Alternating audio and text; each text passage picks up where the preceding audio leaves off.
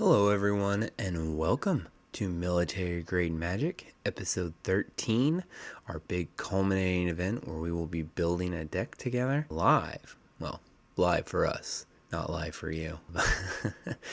We actually recorded this New Year's Eve, so if you hear any fireworks in the background during the gameplay or the episode, that's what that is. We didn't make it till midnight, but it takes us a good 2 hours or so, but afterwards I feel pretty confident that the deck we build would not only be competitive, but probably a problem for the table. So hopefully you enjoy that, as well as the rest of the content we've been pumping out. Now that we're done with the culminating event, kind of an open table. So if you've got suggestions or video ideas that you would like to take part in, by all means, comment. Go to our website, www.militaryGradeMagic.com. Send us a message about whatever. If you got an idea for an episode or want to be on an episode, by all means, we would love to have you. For those of you that didn't watch episode 13A, it's a matchup between Atraxa and Terra, Magical Adept. A little Final Fantasy 6 card, which is all about enchantment saga creatures. So that's my Enchantress deck. And then Atraxa is Top's Infect deck. Top's Infect deck's pretty nasty. If you haven't played against it before, usually towards the end of the game, he's able to proliferate 5 to 6 times per turn. You only need 10 poison counters to lose, so once that first poison counter hits you, the clock starts ticking. Keep track of when that happens during the game. Anyway, we're so glad you're here. We're so glad you're enjoying Military Grade Magic. So sit back, relax, and enjoy. Cold but sweet. I rolled a 6. Perfect. No draw for first turn. And I'm going to play the Foresty of Forest and go. Ooh, I like that art. 5, 6, 7. I think this was Core Set 2020. Is that art? I don't know. I can't remember. Or 2021, maybe the last core set they did. I can't remember. If I was a smart man, I wouldn't keep this hand. But, you know what they say, mulligans for sissies. Alright, draw for turn. See, you just gotta be patient. I'll play a forest and I will pass. Draw a Schwamp. We'll do 2 for an Arcane Signet. Ooh! We be ramping up in here. I go. Yes. Untap, upkeep, draw. I'll play a Reflecting Pool. I can add 1 mana of any type that a land I control could produce. Okay. I'll tap this for green, and I will play a Boros Signet. So I can tap that for a red or a white. All right. I'll pass. And I draw for turn. I'll play a yellow card. And then I'll do 4 for a Forgotten Ancient. Whenever a player plays a spell, you may put a 1/1 counter on Forgotten Ancient at the beginning of your upkeep. You may move any number of 1/1 counters from Forgotten Ancient onto other creatures. It's probably the best card in my deck in terms of creature. I was thinking of that when I saw it. I was like, well, shit, that's not good. It's like Mana Gorger Hydra, but better. Yeah, because you can move them. Yeah. Yes. All right. Here we go. Untap, upkeep, draw. I'll play a Plainsy Plains. That's not a spell. You're going to get your tap, don't you? I'm going to Swords of Plowshares your Forgotten Ancient. Okay. So you get 2 life because it's on the cast, right? I get Or 1/1 counter, and what do I get life equal to? You get life equal to its power. Oh, so I get 1. Yep. Man, I never get to play my fun things with you. You're so You full of always shit. take them from me. You're so full of shit. All right, I'm going to tap Reflecting Pool to tap Boros Signet, tap a forest. I'm going to bring my commander onto the field. Terra Magical Adept. When Terra Magical Adept enters the battlefield, mill 5 cards. 1, 2, 3, 4, 5. Then return an enchantment card milled this way to your hand. So I will return Yojimbo, the enchantment card, to my hand. The rest go to the graveyard. I can tap a forest, a mountain, and 4 and tap her and then she flips into an enchantment creature. Okay. All right. That is my turn. Okay. I'm going to tap 3, one of them being a swamp, for an infectious inquiry. I draw 2 cards, lose 2 life. Each opponent gets a poison counter. Okay. I'll use this black die for my poison counter. Okay. I'm at 1. Haven't played a land for turn, so I will play a island. I have all 4 colors. Hooray! I mean, you already did because you had your arcane signet, but Yeah. yeah. Now I have more than 4 colors. Yay! Right. That is the turn. Untap. Upkeep. Raw. All right. I will play swamp. Play swamp, and then I will tap 4 mana to summon Yojimbo that I showed you earlier. All right. So how does her ability work? Her ability doesn't do anything until I have to tap her to activate, so she turns into an. I make copies when she's on her flip side. I have to tap 6 mana before that starts happening. Okay. So she does no other effects until she flips, and I need 6 mana to flip her. Okay. All right. Okay, so summon Yojimbo. He's a saga creature, so on his first phase, exile target artifact, enchantment, or tap creature an opponent controls. So I will exile your arcane signet. Dang. He is a 5/5 creature with vigilance as well. Obviously, a summoning signet. Are sagas enchantments or just sagas? Sagas are also enchantments. He's an enchantment creature, saga samurai is how he reads. Interesting.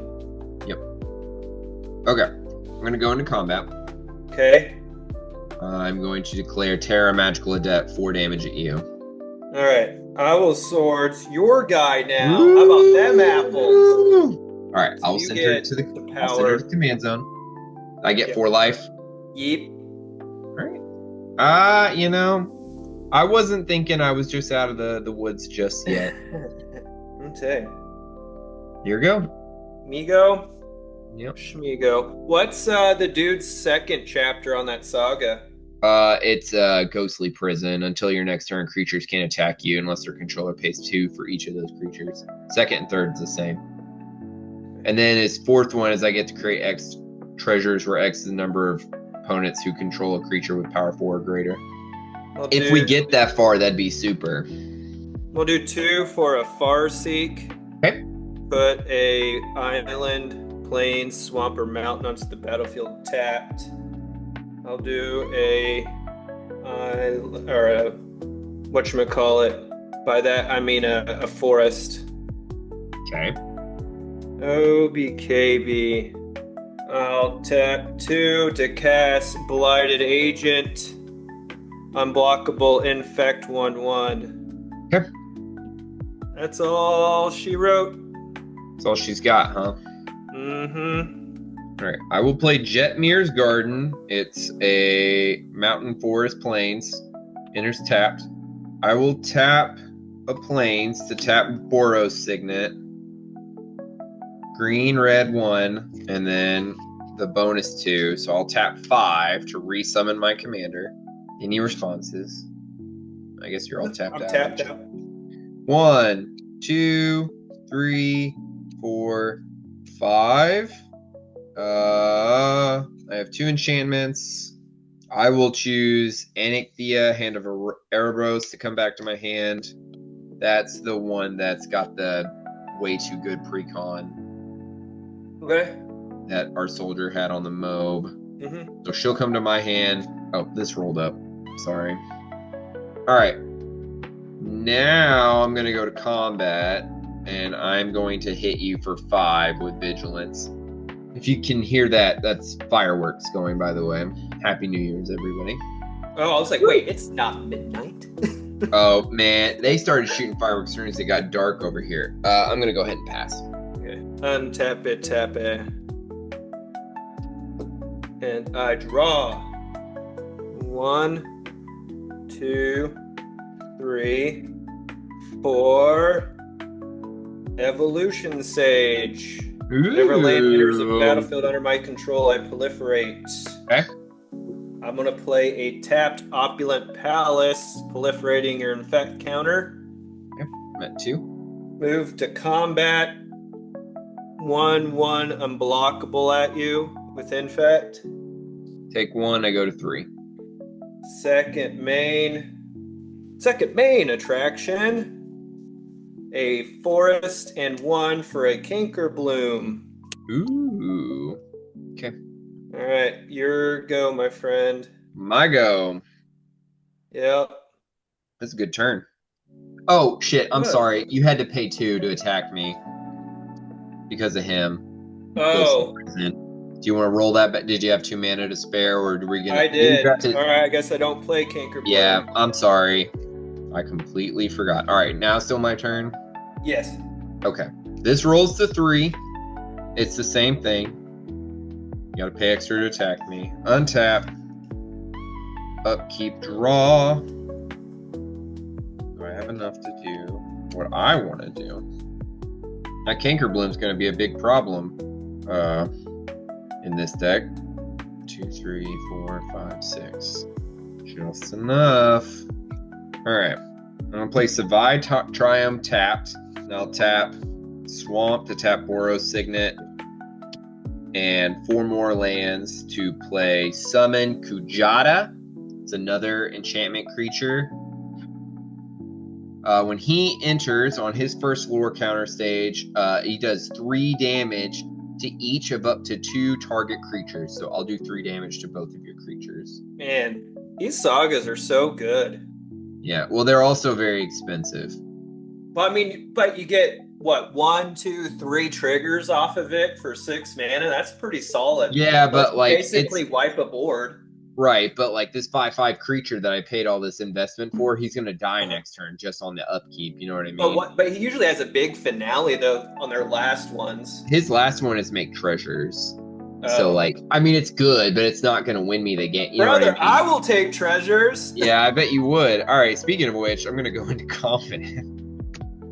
Speaking of treasures, I'm going to swing 4, 5. He has haste, and 7. So 11, 16 at you. Well, this game's not going to last too long.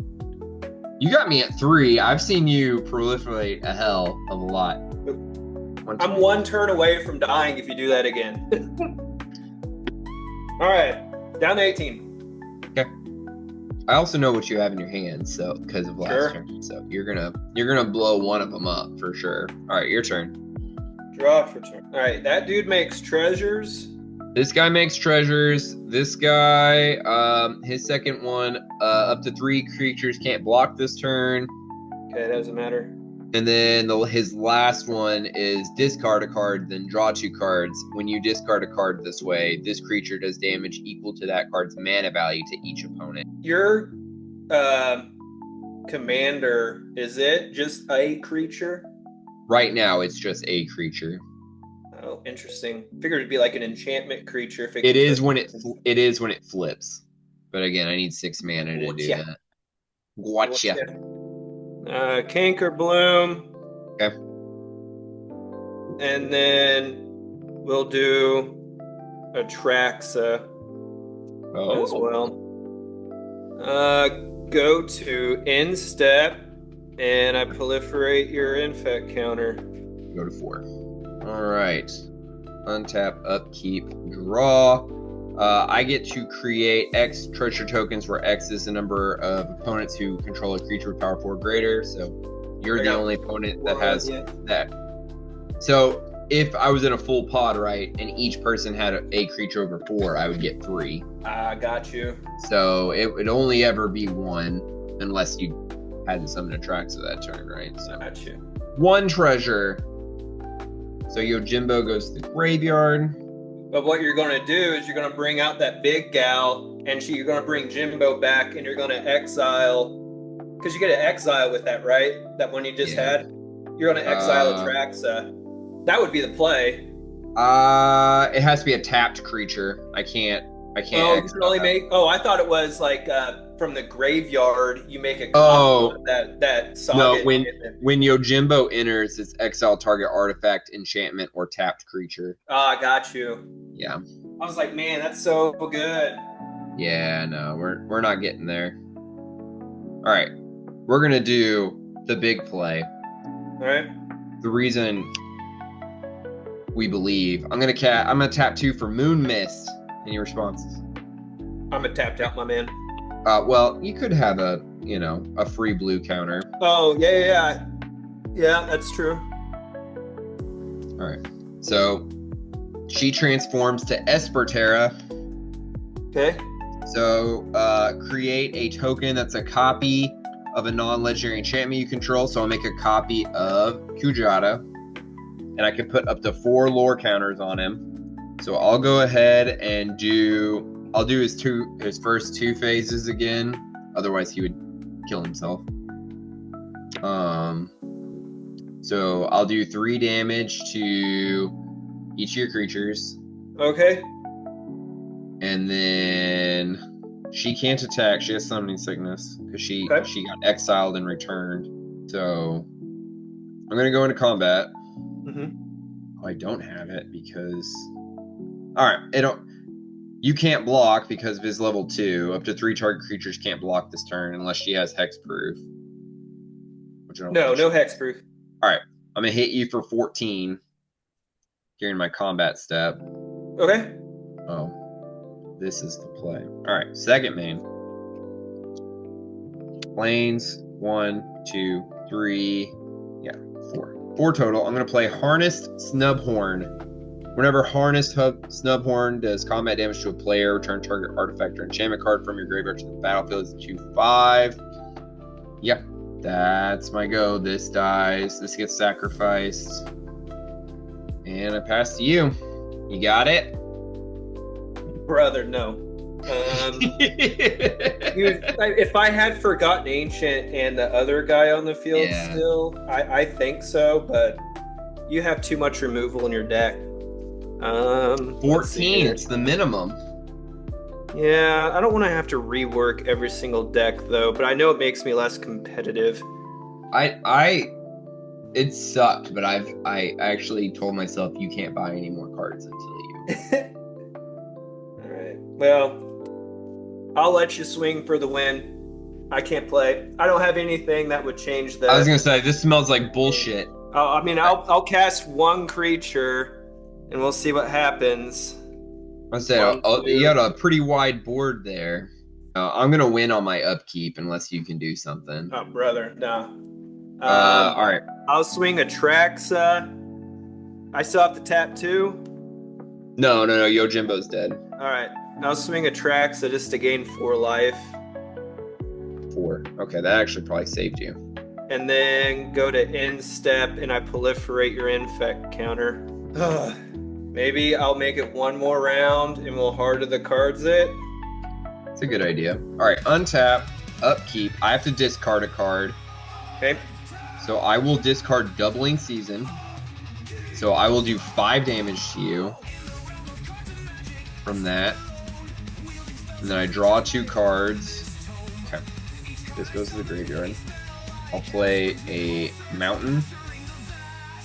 Oh, she rolls up. Oh, I'm an idiot. I could have... If I'd stacked my triggers, I could have made a copy of that before it died. It doesn't matter. I'm an idiot. I deserve that. Alright. I'm going to try and win before it doesn't matter anyway. I'm going to pay 3 to summon Ixion. He's a lightning unicorn, so you know he's cool. Sure. I bet he's when he enters, he has first strike, so yeah. When he enters, exile target creature an opponent controls, so I will exile Atraxa. Who would have thought? Oh, well, you tell me which in exile. You could choose not to. It doesn't say may, it says exile target creature and opponent. Oh, well, shucks. Yeah, and it can't go to the command zone. It has to. Well, I guess you can choose. It says it has to stay there till the saga leaves the battlefield. I don't guess it matters. Anyway, The Atraxa changed board state. You can choose to put it into the command zone. Huh, and it okay. changes Alright. board states. Rather it goes At the to end, exile, at the graveyard, end or of the once the card's completed, it's movement. Yes. Gotcha. Okay. All right. Going into combat, I'm going to swing 6 in the air at you. Oh, well, that's good. Okay. I thought you had something for sure in your hand. You were gonna pay me back for all my combat tricks. I'm out, bro. I'm out, bruh. All right. Good game. Yeah. You know, you said How much infect were you at? I was at 5. That's Oh. at 13. That was not right.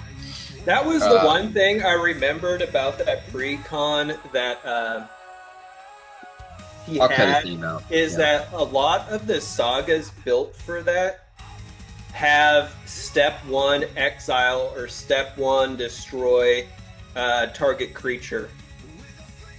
Yeah, I had a lot I of. remember that a lot removals. because we would kill the thing, then he would bring it back and do it again. Yeah, killing it It's like, made it. man, Killing it three- made it stronger. Yeah, it's like, dang, dude. All right, GG's. Well, you know, and I didn't play this deck to be mean. I played it to be. You said you didn't feel like you could play Atraxa in our group anymore, and I was like, well, I don't want him to feel like he can't play his cards. Yeah. So I tried to bring something equally competitive with Atraxa. How many infect counters did you get to? 5. 5? Yeah. You already asked me that didn't once. have- I'm gonna keep that in the recording. Everyone's gonna think you're slipping. Close, but no. That halvesies there. Yeah, it was a good game. all right. You Yeah. could have won at any time.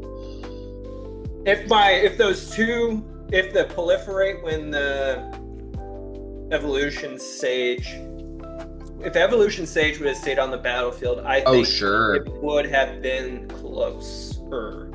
I don't know if I would have. If it was me playing, and again, I am no one to say this is when you fucked up, but this, to me, I feel like you shouldn't have played Atraxa when you did. You should have kept mana untapped, blocked with Cankerous Bloom to block the damage, and then on the block step, use it to sacrifice and kill one of my enchantment creatures, kept your mana open. That's what I would have done. That's what I thought you were going to do. The thing is, I didn't have it in hand, so I'm like, I have to get as many proliferation triggers off of her as I can. Sure. And then the intent was, I had enough. If I could get you to 6, I knew I think it's called Citywide Celebration. I had the mana Proliferate 4 for it, times. where you can proliferate 4 times. I was like, I have to get to 6. I said, I've seen you do 6, 7 Yeah. proliferates in one turn. That's why I was like, the game's not over till it's over. Yeah. That's why I wasn't like, oh, I feel bad for him, I should take it easy. I was like, no, I could lose it any second, so no thank you. All right, man. Sagas be good. Yeah. This is kind a of like fun one. What you call it, Super Friends. Like, you get a body anymore. They're not just a saga. They're like a creature saga, right? Where they can attack. So it's This like, is the first time there's ever been a creature saga. The Final Fantasy set was. really, I thought there was more than that. I mean, there's more enchantment creatures, but this is the first time there was ever a saga creature that died after so many turns. Man, well, I guess I thought McKinney's had saga creatures as well, but I guess not. They were enchantment creatures, so he was able to fish them out with what's her face. Yeah. Yeah, that commander is disgusting. Oh yeah. Well, I was honestly like, I should cut her, and I was just like, oh, she's so good. What is she, a 4-drop? She's a 5-drop, green, white, black. But you get it right off the rip, though. Yeah, you don't have to wait a turn. Hold on, let me. It's an enter the battlefield effect. I thought it's when she. I think it's when she enters and swings. Yes. And That's then what I was saying. I would just stack that like you did. All of my sagas, phase 1, remove something, and then you just constantly just loop it. Yeah. Well, and with my commander, I can keep. If I had done it right, I should have. Yeah, 5-drop. Whenever she enters the battlefield or attacks, exile one target non-aura enchantment card from your graveyard. Create a token that's a copy of that card, except as 3/3 black zombie. I guess it is. I forgot she exiled it, and it just makes Yeah. a token. It's just one time, but still, even getting a removal twice, that effectively, if all your removal is your enchantment creatures, you get to do it twice. Yeah.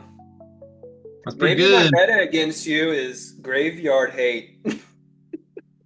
I have 3 noticed decks now that deal with the graveyard. Is it 4 decks now that deal with the graveyard? I've noticed them. I am definitely leaning on the spectrum closer. Well, I'm definitely on the spectrum, but I'm definitely leaning closer to the green black. Yeah. Golgari, Because where you like have your red, black, white that does it. Yep. You have this one. Mhm. You have Mothman, and you Mhm. have Hydra. That's 4. Mhm. Yeah. Interesting. Yeah, it's definitely I'm something. ready for you to thought seize yourself or whatever, and I'm gonna put half my deck into the graveyard so I can play with it. Well, and all of my anyway, I won't spoil all the fun, but I definitely have a lot of destroy all non-enchantment creatures,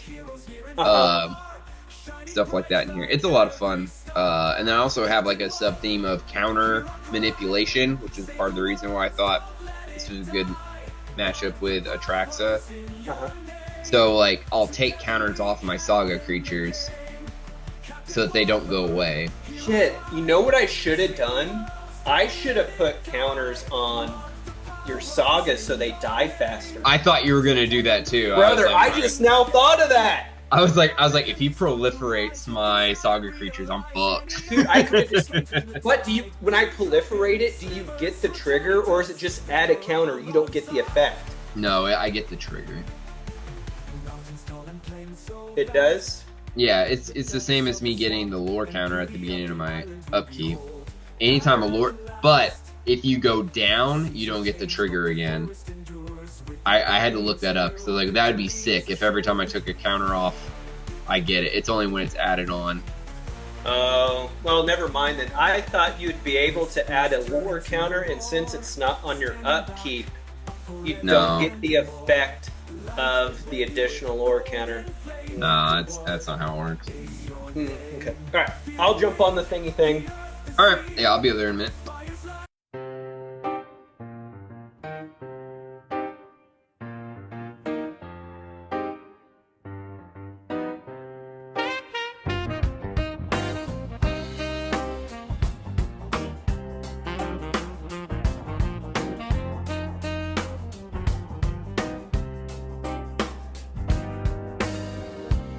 Midnight whispers in the shade,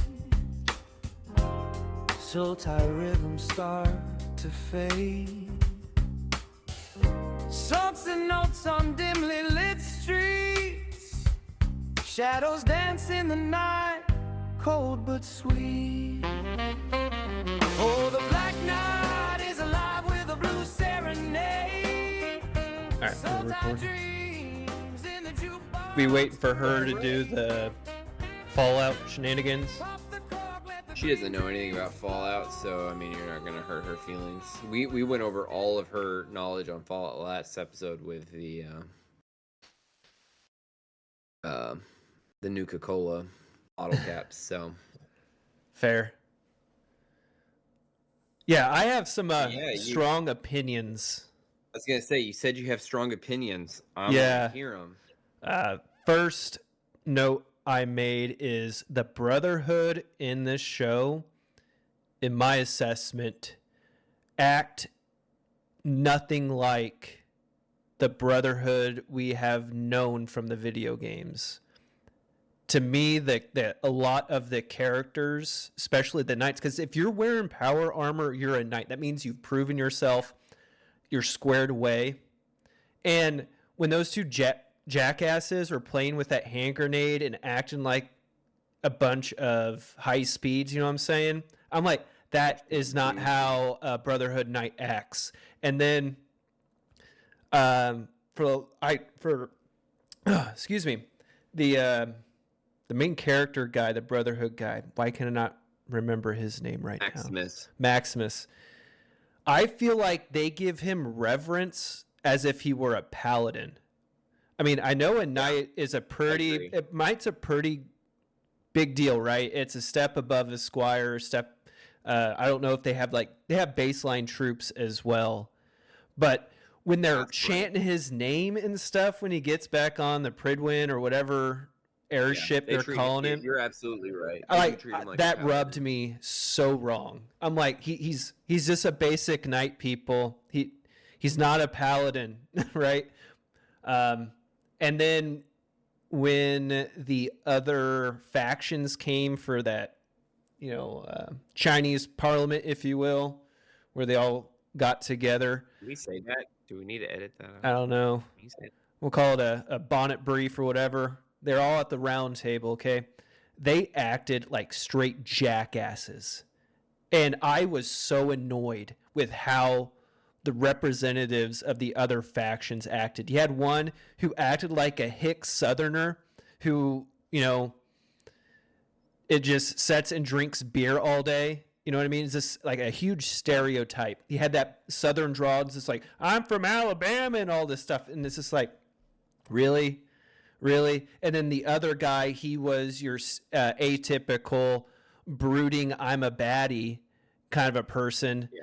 The female, she seemed to be the most squared away of the other factions, but she was very easily swayed to say, well, the codex is open to interpretation. I'm like, if you're at that level where you're in charge of a faction, like the codex, in my eyes, is gospel.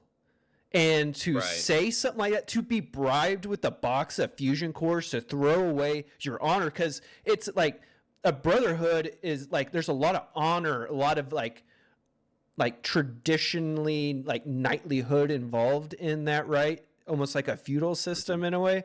To throw that away so easily with a box of fusion cores, I thought was very jarring. I don't know, the way they're doing the brotherhood, I honest to goodness can't stand it. So that's my top soapbox for the day. We're just going to go on that. He's back, people. He is back. I feel pretty similar because out of all of the factions from Fallout 4, Brotherhood of Steel is, to me, the most compelling. Yes. Like, I agree with most of what you say. Like, I don't agree that, like, non-Brotherhood of Steel members shouldn't have any technology. Like, that's kind of fucking crazy. Yep. But like, but for me, it seems to me like I get the whole point of like each faction of the Brotherhood of Steel is a little bit different. Like that's kind of what they were leaning towards. Sure. But to say like the Commonwealth is like, that's the only ones you really know is the Commonwealth ones. Mm-hmm. All the other ones, we all do our own thing. It's like, okay. So everything we've known from the games is kind of bullshit, is what I'm getting. Anyway, I agree with you on that. But number 2, especially the jackasses with a grenade. This faction, and this goes back to the point I just made, the faction that is supposed to be the most religious to all of the crazy batshit Brotherhood of Steel stuff, those are the ones acting like assholes. Mm-hmm. It's different if it was your Connecticut Yankee ones, right? Yeah. If that was the ones that was like throwing grenades around, Yep. I'd be like, yeah, they're jackasses. But it being your guys, I'm like, come on, y'all. Y'all were branding people and chanting names earlier. Now you're throwing around grenades. I'm like, this is bullshit. So I agree with you. That's pretty fucking dumb. It just rubbed me so wrong. Maybe it's the military in us, right? I'm just like, dude, for real? A grenade, like playing around with that, like that's like an ND to an extreme, you know what I mean? Yeah, sure. I did laugh my ass off when they found the fridge, though. The alien. Oh, I like that little Easter egg they had there.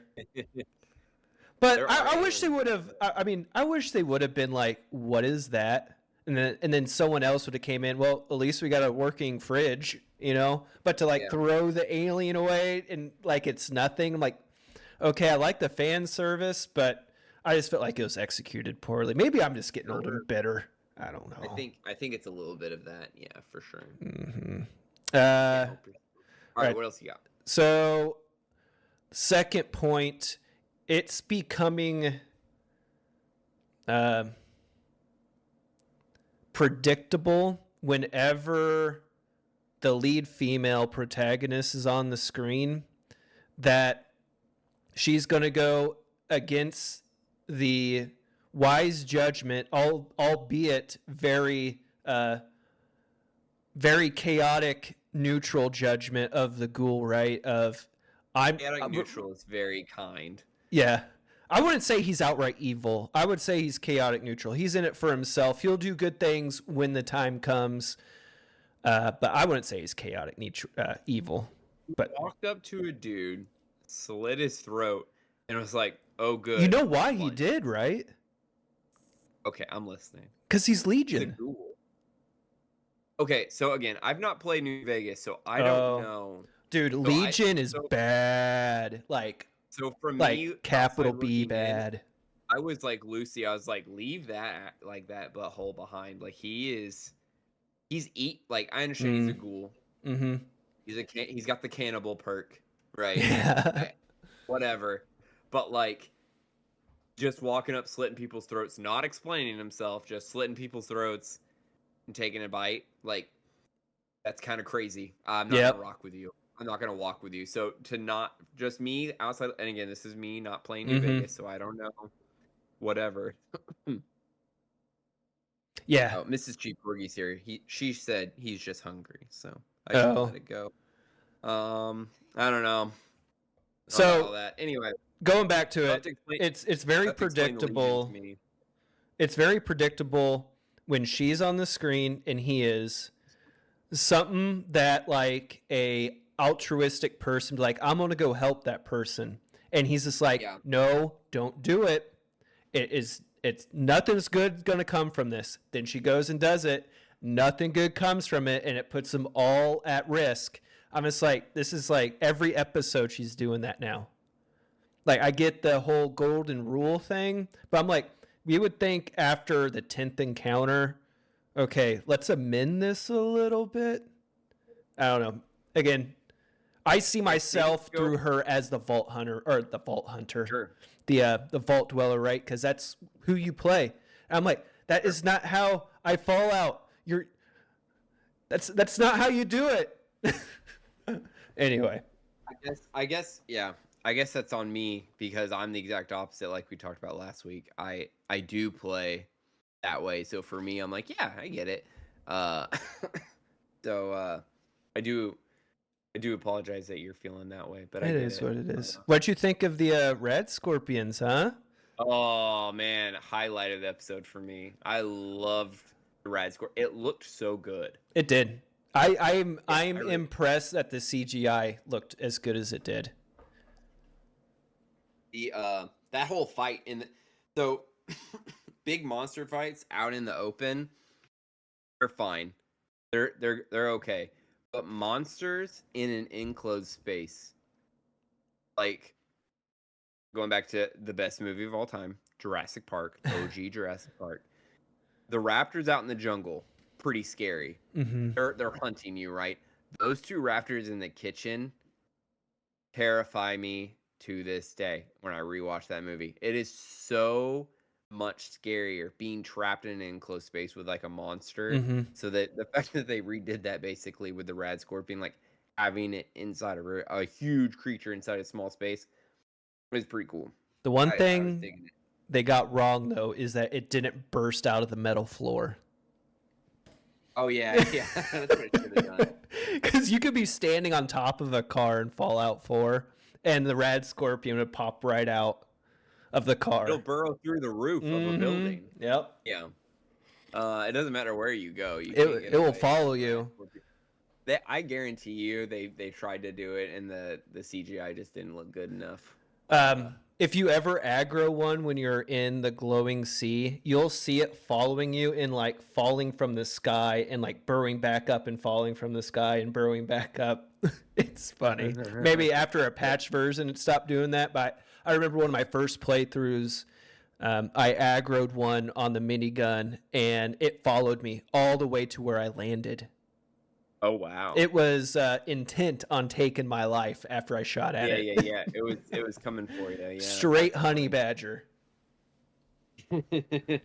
Not messing around. Let's see. Before I go into what the Legion is, one of these story arcs I'm really curious how it's going to play out is the kid, the Vault 31 kid. I thought it was so smart when he woke him up and he's like, I'm a product of 200 years of like engineering. I am like the ultra overseer and you are now my staff. Like, yeah. I'm like, brother, what, like charisma check, critical success. I thought that was a heck of a play. I'm really curious where they're going to take that. And with the Band-Aids being like, these are my merit stamps for, yeah, I was like, that's so funny. That's passing a deception check with the nat 20. So, for real. All right. Episode 1, the pre-war, we thought it was House. That was when he put that thing on the dude and he had him beat his friends up. I think that was a young... the dad. I think that's him when he was pre-war young. McClane? Yeah. Because he seems to be knowing what he's doing with these things. You know what I'm saying? So I wonder if that's a young Hank McClane doing that. That was my biggest gripe of the episode.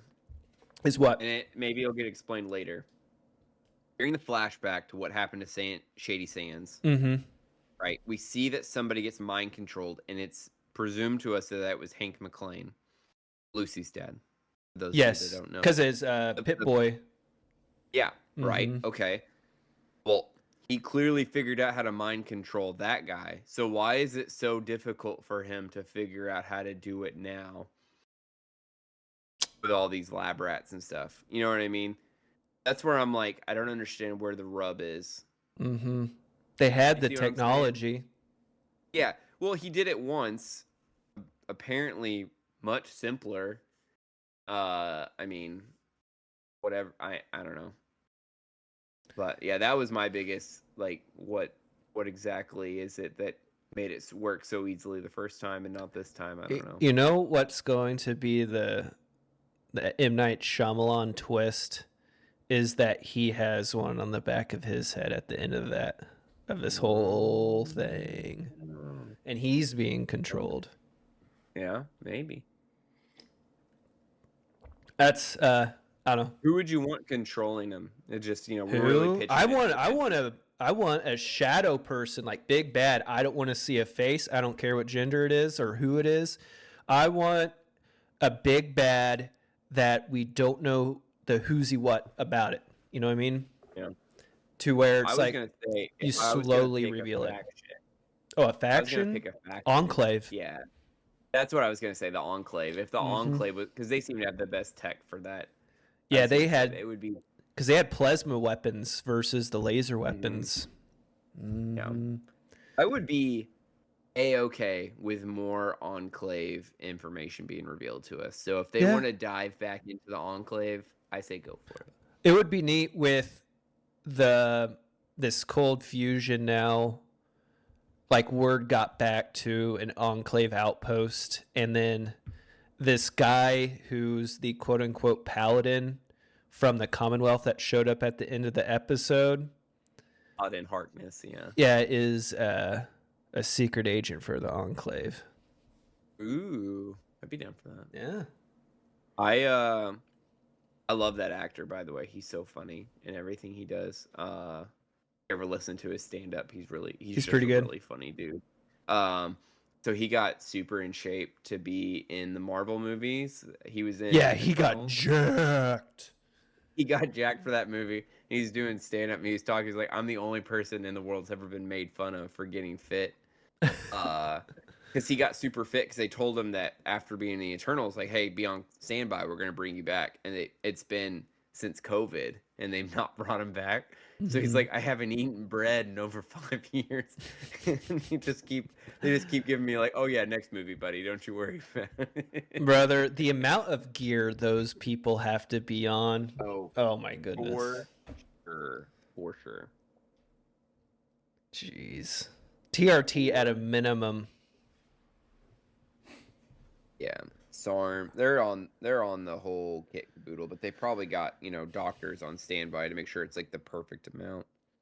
So, a quick snippet. I don't want to ruin much about the Legion because I don't know how much they're going to go into it next episode. But I'm going to give you the introduction of the Legion that you get in Fallout New Vegas, and this sets the best precedent. So there is this town, I believe it was Nipton, maybe it wasn't Nipton. There's a town in your journey because you had to take a certain path in Fallout New Vegas. You could take the most direct route and maybe get past all the Cazadors and Deathclaws, but okay, you said that last pod, and I didn't know what's a Cazador. I would think we're going to see it. It is a giant flying hornet-like thing that it will kill you super fast with its sting. Like its poison dots are unreal. They make a rad scorpion look like, I don't know, like a bee sting. So, and they're very tough. So you had to head south where New Vegas was north of your starting location, and you basically had to go down the left side of the map, across the bottom to the right, and then up. And at the bottom, there is this town that was supposed to be kind of like, I would say almost like a Reno in a way, where it was a mini Sin City, right? Where it was just a lot of outlaws there and everything. So you get there and the whole place is just ablaze, and this dude comes like sprinting out, and he's just like, yeah, I fucking won the lottery. And you're like, what do you mean? He's like, the fucking lottery, man, I won. So what the Legion did, they rolled into this town, rounded up all of the civilians, and handed them lottery tickets. One person, the lucky winner, got to live and leave and spread the word of the Legion. The runner-up got his kneecap shot off, but he got to live. The others were either shot and killed, burnt to death, or crucified. Like, crucifying was their like MO. You would see like these crucified bodies all over the place, and they were still alive. Like, you can go up to them and click like look in their inventory, and you would get this text saying this person's still alive, barely breathing, and if you were to touch them or aid them in any way, they would die. So they're this sitting there suffering. So yeah, saying to shoot, put me down. And then you meet like this the small leader of that little war band that went through, and they're very big on no sinning. Did you watch Game of Thrones? I tried. I couldn't get into it. Okay. There was like this very religious organization that would go and round up sinners. It's kind of the same thing. Yeah. So they are very, in my opinion, bad people. I always go against them. I always pick the NCR. They sound like the obvious. They sound like the obvious bad people. Yes. Like the Institute was for Fallout 4. Yes.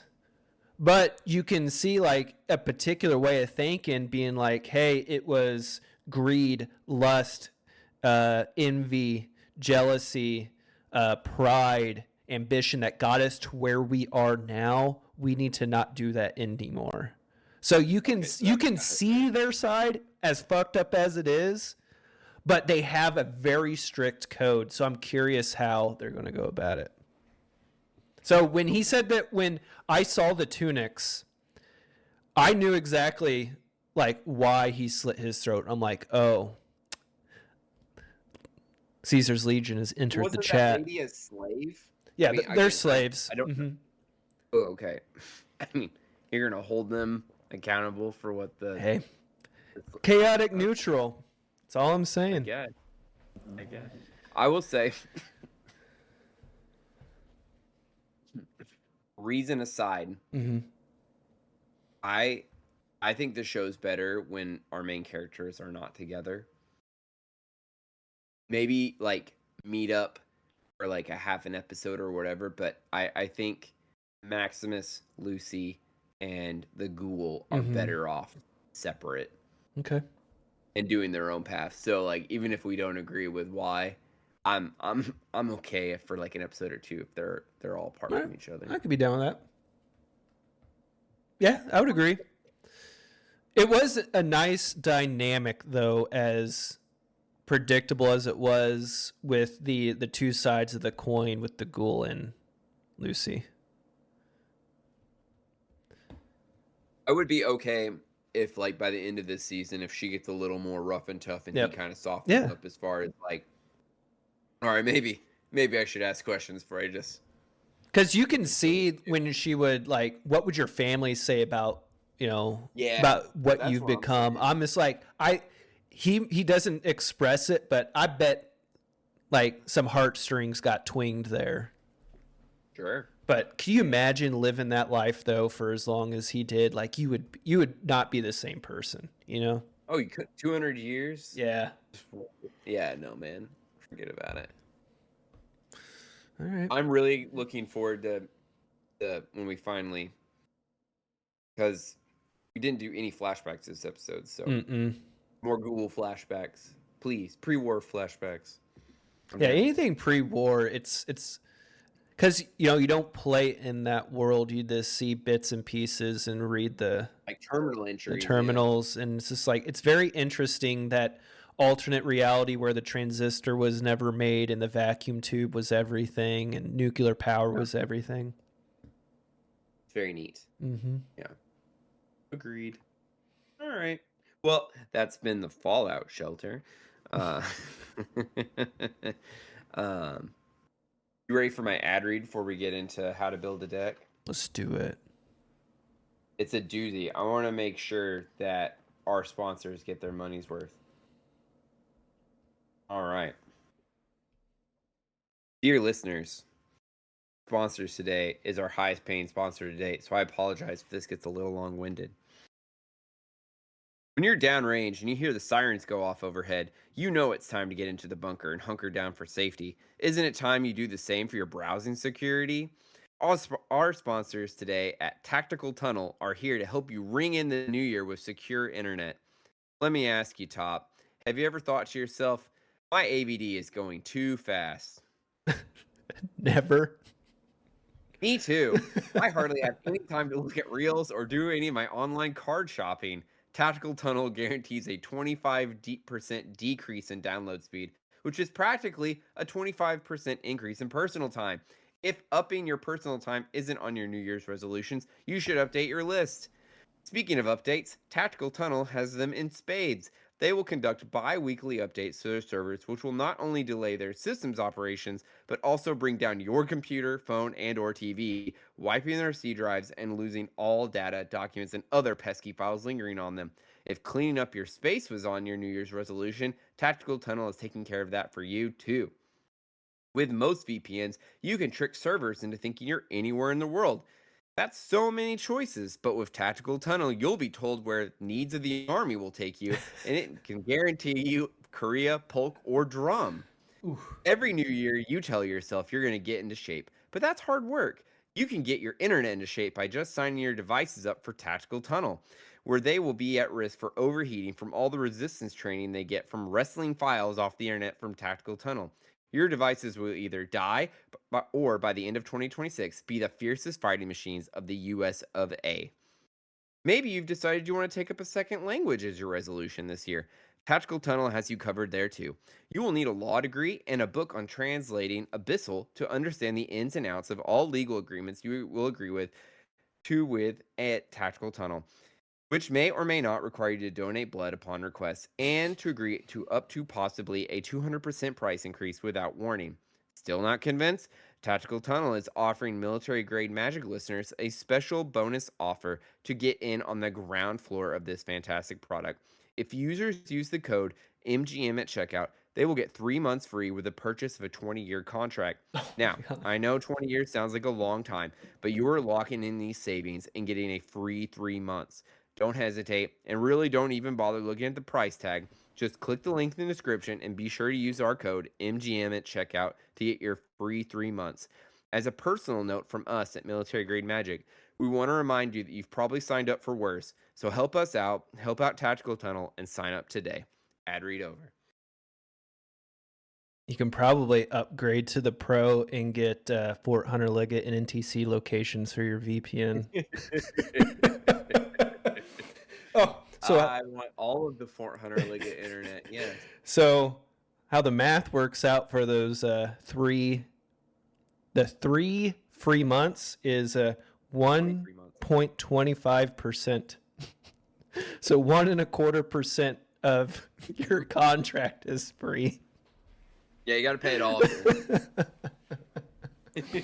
Oh my. No joke, man. AVD has gotten worse and worse and worse. When it first started, it was all right, but you can tell they're just adding layer and layer and layer of like some type of like security or malware software onto those or virtual desktops. Yeah. And also, it's just 2 servers for the entire army. You know what I mean? Like, it's support. I can't imagine how many people are on there. So yeah. I only go on there to get to websites I can't get to otherwise. Otherwise, I stay off of it. Check the email, but even that, bro, is horrible. I feel like I'm on there every day, if not every other day. Just real quick, sign something or whatever. So good times. I'm about that life. Yeah. Tactical Tunnel. Tactical Tunnel. TT. I need to do a recap. It's been a while since we've had a guest on. I need to go through and sum up all of our Mrs. Corgi. Oh, who you're gonna pick? Not picked one yet. All of our ad reads, whenever we have a guest, we have them pick which their preferred. Oh, I don't know what I'm choosing from. So Tactical Tunnel, you just heard the speech for. You have Flowers to You. I know for sure we did that one. That was the there are cards hidden in the flower vases. So you disguise your flower vase orders. You order flowers for your spouse, and you have cards hidden underneath. Rank Shadow Additional Duties. And then our reigning champ was your military grade magic pubs. Yeah, MTG pubs. Magic the Gathering. Yeah. I think that's it. Yeah, because it was episode 7 is when we had our guest, and we missed last week's episode. So yeah, that's right. So MGM pump, yeah, MGM pubs. No pressure. All of our, and no pressure is all of our the rules and legalities for Magic, all in one unreliable website. Unreliable. Okay, that's a good start. It's a good start, and then we have Flowers to You, which I just explained. And then we had Rank Shadow Additional Duties, which is a video game. Loosely based off, which possibly they stole from us, Raid Shadow Legends. Unconfirmed. And then unconfirmed. They stole from us, not the other way around. And then what is Raid Shadow Legends? Raid Shadow Legends is like a mobile tactical RPG game you can play. Okay. So we have a version. And the what tunnel? Tactical Tunnel. That's the one I just read, the VPN. That's like a terrible deal. They're all bad. That's kind of the point. I didn't say that. Edit that out. I think they're all good. Yeah. You're bashing your sponsor. It's horrible. It's horrible. can do that. Well, the check, I can't afford to send the check back. I already bought all of our stocks, so. Interesting. So we're gonna be broke. Please address all your money to help support Chief Corgi and his wife. Because apparently my husband has made us broke. It is what it do. All right, you got to pick one. I'm struggling. Because I really like flowers, but that's so wrong, gifting yourself when you're supposed to be gifting somebody else. You are gifting somebody else, but you're just also gifting yourself. So how much are you spending on this to not be a gift It's for me? very affordable. Depends on what card you buy, I think. Yeah, that's true. So which we get our finance minute. Let's go with. Oh sheesh, this is hard. To be fair, most of our people who came on before only had to choose between 2 or 3. Yeah, I thought that's why we're wanting to do it was now a because choice between they this just or keep that. they just keep building. Let's just up, do so. MTG pubs and our new one. MTG pubs and our new Tunnel. one. Yeah. Okay.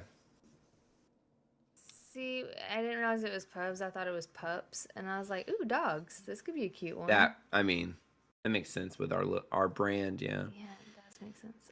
Let's go with the new one, tactical tunnels. Yes. It's just Back on top, baby. It was grenade energy. Now it's tactical tunnel. I'm all in.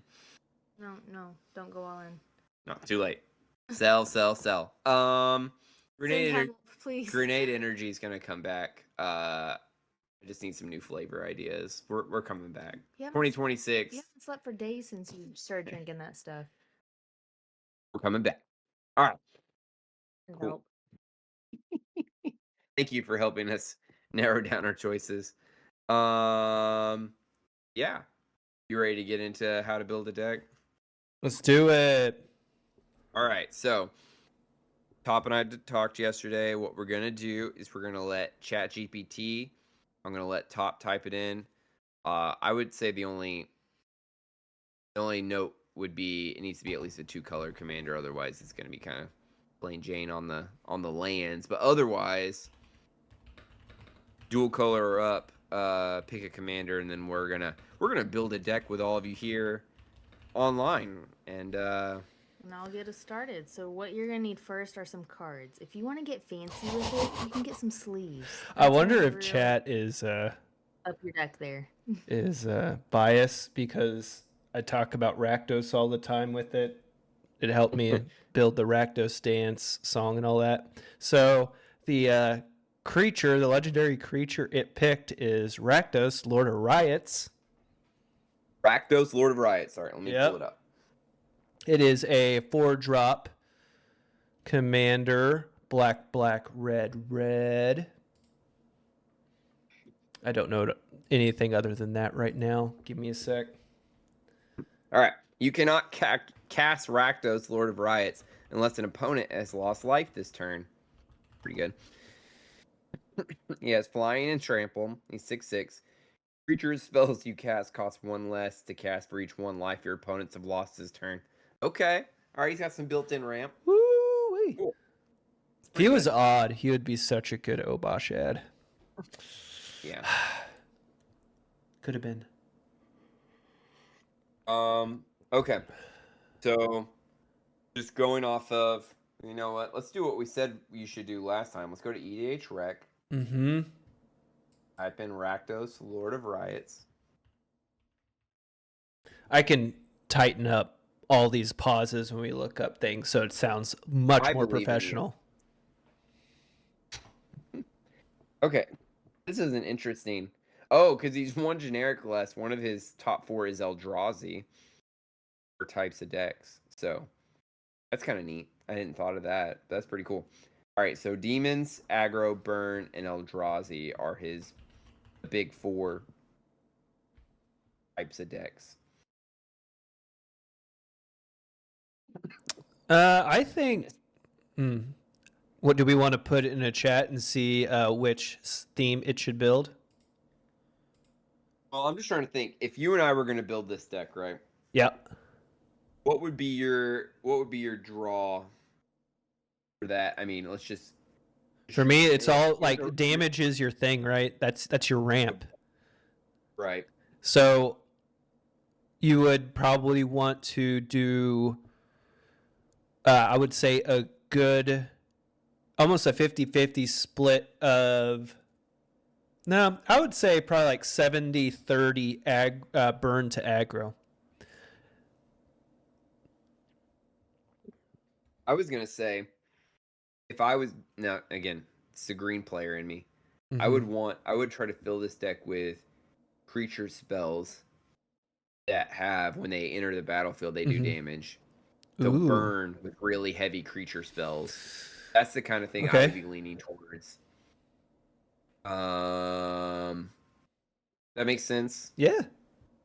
So probably like what you're saying, the burn to aggro, but I would. That's where I'm leaning, because it's not. If it was all spells were one less, I'd be like, just put a crap ton of burn spells in there, and just let it rip. You know what I mean? Each spell costs one less. But with it being creatures, that's where I'm kind of like, let's lean into that.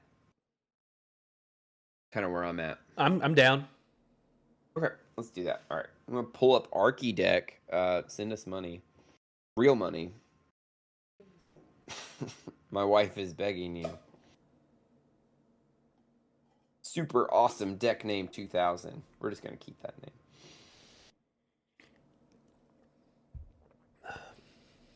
And we will. I'll add the deck list onto YouTube, and I'll put it in the comments on Spotify as well. All right. Rakdos, Lord of Riots, set as commander. So weird. I usually do this on my phone. Okay. So we'll consult our pyramid, which I'll have up on the screen on YouTube as well. Top made is a really cute image. So we're gonna work our way up the pyramid. When you're building anything, if you're not into construction, you kind of want to start from the bottom and work your way up. You don't want to. We need the frame of reference for our commander, which is our pinnacle, but we're not going to add our disruption or our draw mechanics. Let's get the land in first. And the way I do it, maybe you do it a little bit different. I throw I just put half and half. So for 2, I would put 19 and 19 mountains and swamps, and then I would backfill later. Does that make sense to you? And then like when I get ideas for other lands, or do you have a different way of doing it? So how I do it, are we going with 36 or 38 lanes? We said 38, right? 38's our staple. 38's my magic number that I usually use, and then with him having built-in ramp into him, I was kind of like, let's probably stay at the lower end of that. So how I do it is I just know the numbers 30, well, let's say 38. So I build the other piece of the deck, and then I see the mana distribution costs, and I adjust accordingly. You know what I mean? Okay. That makes sense. I have the opposite way of seeing it, because the way my dinosaur brain works is whenever I've moved, when I PCS whatever, right? I try to make sure the couch goes in first, so that I can get the layout of the room based off that, right? You put the big thing in, and then you kind of work your way backwards. So I see what you're saying, right? I know I'm going to put roughly 38, right? But for me, if I have 38 already sitting in the chamber and we can tweak it later, my brain is like, okay, I've only got like 10 more slots left, or I only have whatever. So that's just the way I do it. So I'm gonna plunk in 19 and 19 on here. I'll put us at 38, and like I said, we can change it later. 19.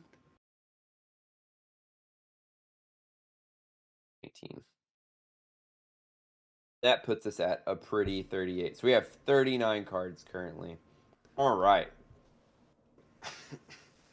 So the next thing on our pyramid is theme, which goes from 28 to 32 cards. Typically, the command zone is very. We've had a couple videos on this.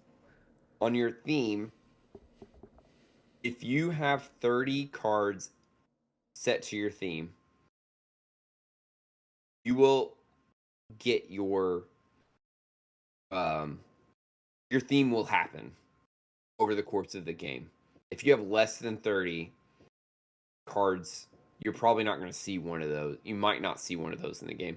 And that's when people tell me their deck ideas and they're like, oh, I want to do this with a sub-theme of this and a sub-theme. If you have 2 sub-themes, you're probably not going to see one of those. Mm-hmm. You know what I mean? Mm-hmm. If either of them. Like in this last game we just played with my my Saga commander, I was telling Top, I have a sub-theme of counter removal, right? Well, I have like less than 10 counter removals. The deck works without it, but it's one of those things where it's a really nice add-on to the deck, but I don't have to have it in there for it to run. So for a sub-theme, it's just something to keep in mind. But your main bulk theme, so like what we talked about earlier, we're going to do burn and like burn with a sub-theme of aggro. Would that be what I like you would it. say as well? I like it a lot. Right, so we're going to lean into that. So give me some burn spells. You're Mr. Rakdos. You give me. Oh, yeah. Shoot. Let me log on to Obosh right quick. I was gonna say the first thing that jumped into my mind was it's Panic on Amity Island in the Jaw set. What was it? It's what won you the game in our Rakdos play with Nisa. Let's see. Oh my goodness.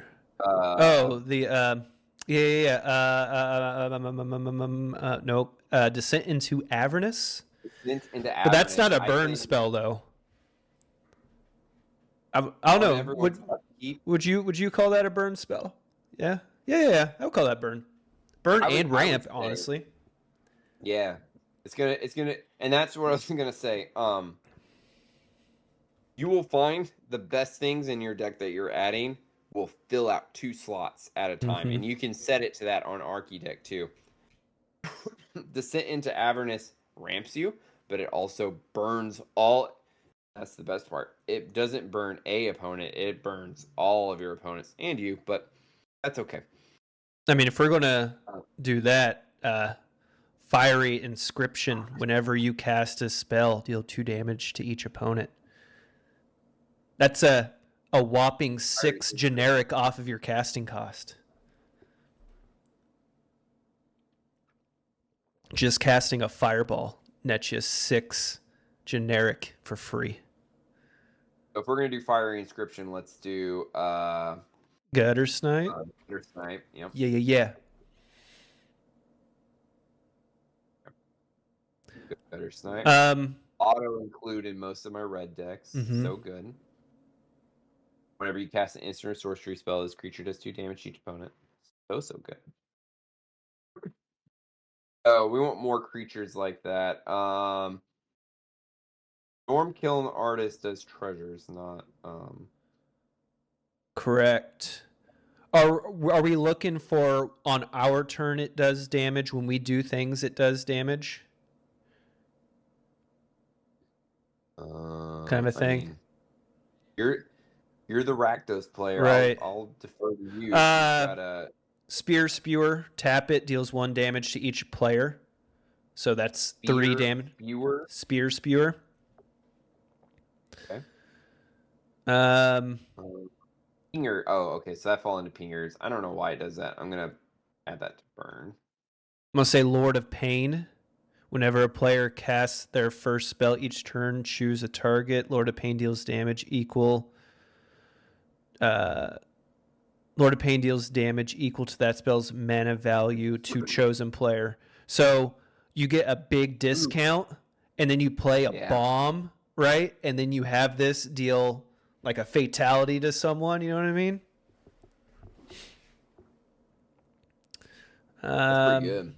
Unruly Catapult. Tap it. Deal 1 damage to each opponent. Whenever you cast an instant or sorcery, untap Unruly Catapult. That's good. Now, I will say, and I was thinking about this whenever we pick Gutter Snipe. If we're leaning into creatures, something to keep in mind. This having Fiery Inscription and Gutter Snipe, and I'm thinking of this post, which is fine. It's just something to keep in mind. We'll just need to make sure we've got all of our fire bolts and lightning bolts sure. and all that. Yeah. So let me go ahead and add that. Should we put Valgavoth in there? I mean, if we're still on the burn bit. I'll put him as card draw. So lightning bolt is also technically removal, but I would say it's also a burn. Yeah. Because you can target your opponent, so that's gonna be dual slotted. Breath of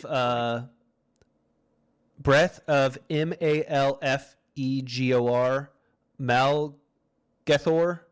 It deals 5 damage to each opponent.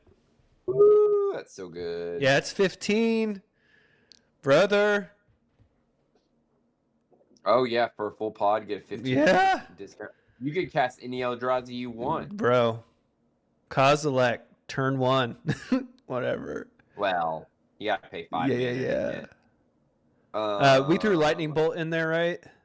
I got lightning bolt. Yeah. Okay. Slaying Fire. Slaying Fire deals 3 damage to any target. You can, if at least 3 red mana were spent to cast a spell, it deals 4 damage instead. Okay. I'm gonna put that into removal. Yep. Because it's any target. Mm-hmm.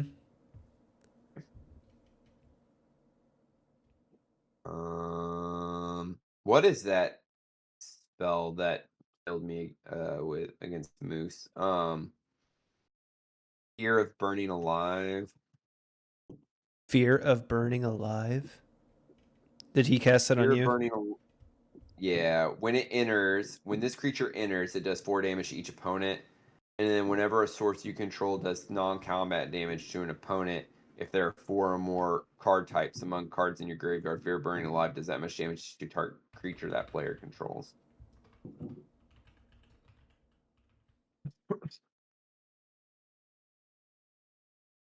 Dang. So he's a 6 drop. Yeah, but if you with your do 4 discounts, damage, man. That's what I'm saying. Yeah, you can. Yeah, that's pretty good. Another hits all is Sizzle.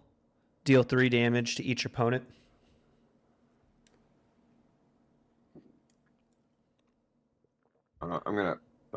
Fear Burning Live. I'm gonna also, because it can also be removal. I'm gonna move that over.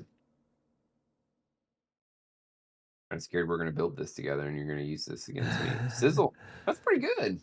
Yeah. 3 mana to do 3 damage each opponent. That's nice. 9 total damage if you have a full pod. 9. That's up to 9 off your creatures. Yeah. Okay. All right. Do burn, X spells work the same way to where, say, I cast Sizzle, right? I have 9 generic less on a creature. Oh, it's only creatures. Shit. Yeah, I was thinking spells. You call it that. Yeah, that's what I was saying. If it was everything, I would just put, 50 burn spells in here and call it a day. I think we need to do Karavek the Merciless. Whenever an opponent casts a spell, Karavek the Merciless deals damage equal to that spell's mana value to any target. You have to spell that for me. I don't. Kaervek. Karavek. It would be a good place to put that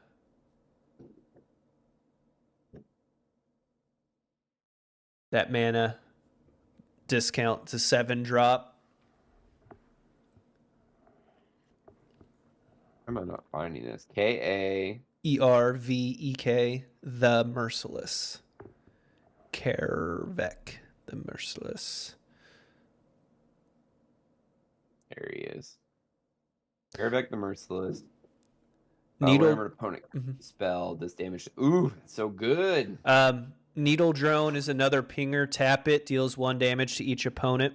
Whenever you cast a colorless spell, untap Needle Drone. So if we throw some artifacts in there, you can get two free taps on him. Nice. Cool. Okay. We're up to 12 burn spells now.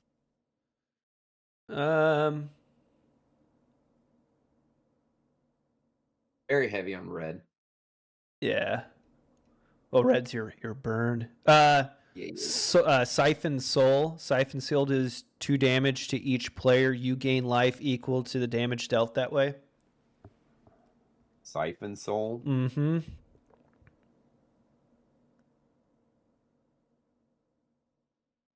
Ooh, okay. Should we throw in Exsanguinate? Each player loses X life. You gain life equal to the life lost this way. I don't know. Yeah, I mean, I think we got a pretty good grasp on the instants and sorceries. I kind of want to get back on the creatures here. The creature train. Balefire Dragon. Ooh, Whenever Balefire Dragon deals combat damage to a player, it deals that much damage to each creature that player controls. That's what we're talking about right Mm-hmm. now. Balefire Dragon. Ooh, it's got the old art. I love that dragon. That's such thick art. Is that much damage to each creature that player controls? 6 damage, man. That's so good. And you could possibly pay him for 2. That's so good. All right. A fun one that I thought about adding to Obosh. It's called War Elemental. Whenever War Elemental comes into play, sacrifice it unless an opponent was dealt damage this turn. Whenever damage is dealt to an opponent, put that many 1/1 counters on War Elemental.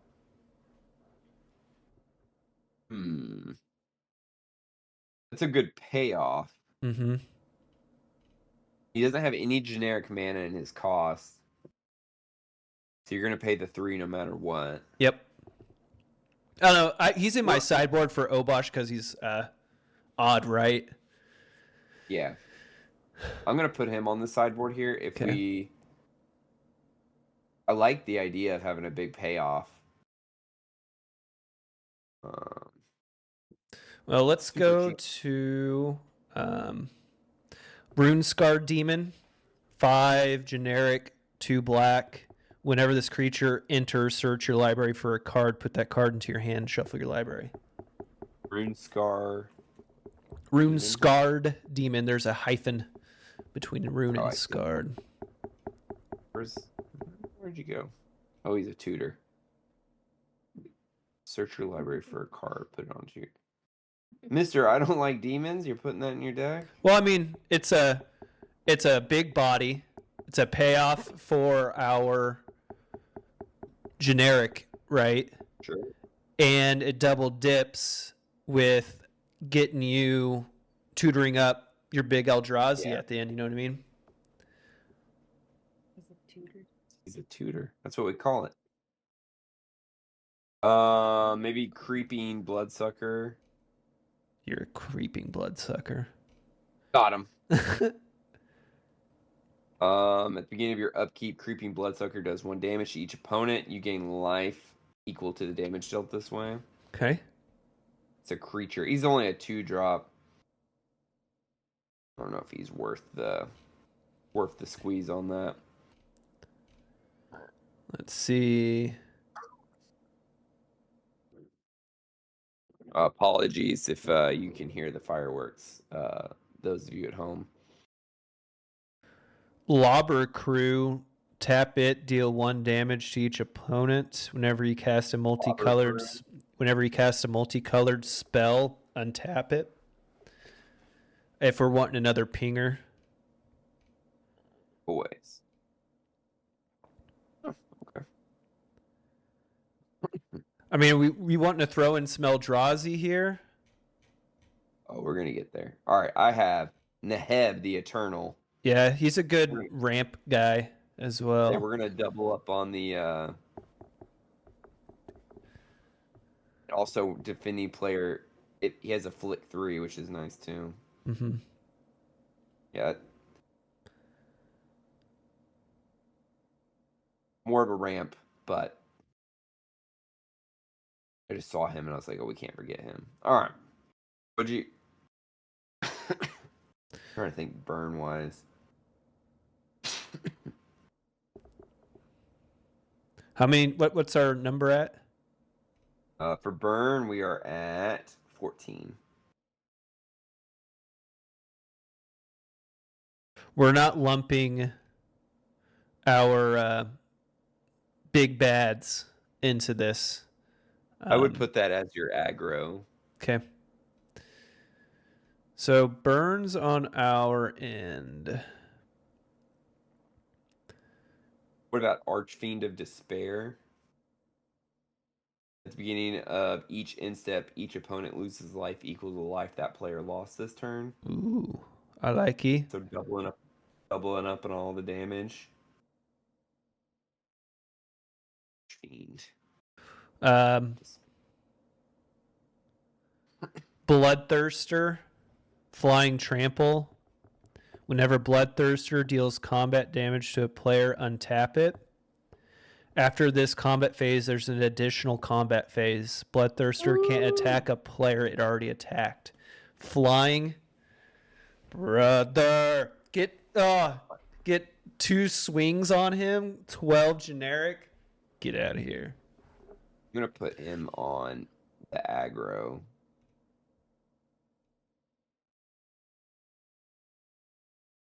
That's pretty good. That's good. That's good stuff right there. Yeah, that's so good. Terror of the Peaks, maybe? Spells your opponent's cast that target Terror of the Peaks cost an additional 3 life to cast. Whenever another creature enters the battlefield under your control, Terror of the Peaks deals damage equal to that creature's power to any target. Ooh, are we going to put in Master Cruelties? You used to run that one, didn't you? I don't know that card. Master Cruelties can only attack alone. Whenever Master Cruelties attacks a player and isn't blocked, that player's life total becomes 1. Terror of the Peaks is more of a removal spell, but I'm definitely keeping it. I mean, it's any target. No. Oh, it is. Oh, yeah. My bad. All right, it's gonna be removal and burn. Okay. I think we need to? Oh man, no. I'm thinking like haste enablers, right? So for like our pingers, when you cast them, they can turn the same turn you tap. Like, I was thinking like anger, but do we really want to turn it like to work to get him to the graveyard? Yeah. That would be a sub theme that we want to avoid. Okay. Let's see here. I mean, we can do haste enablers like Fire Crystal. All red spells you cast 1 less. All creatures you control have haste. And then you can pay 6, tap it, create a token that's a copy of target creature you control. Sacrifice it at the beginning of the next end step. I like Crushing Disappointment. Each player loses 2 life. You draw 2 cards. So that's an 8 generic boost, and you get to draw 2 cards. Yeah. Card draw and burn. We call that double dipping. Mm-hmm. We like that shit. Brother, I've never This is a crazy card I've never seen before. Burnt Offering. It is a 1 swamp instant. Sacrifice a creature to add that creature's casting cost in any combination of red and or black to your mana pool. I'm not saying we add it, but I'm like, that's a very interesting card. Typed it in. Where'd it go? Burnt Offering. Oh, here it is.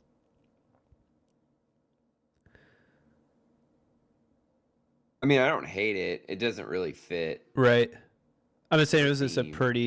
pretty cool. That's pretty neat. Yeah. That'd be really good in my my Hydra deck. Uh-huh. Sacrifice one of those tokens that's gonna die at the end of the turn. Get that mana.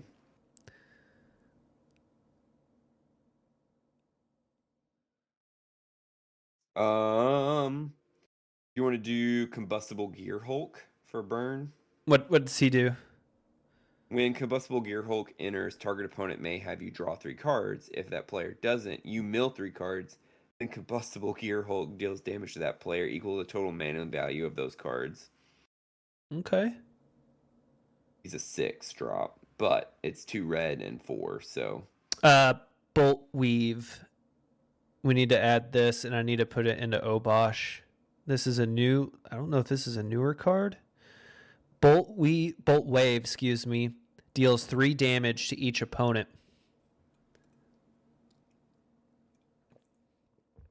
Forget for 1? Yeah.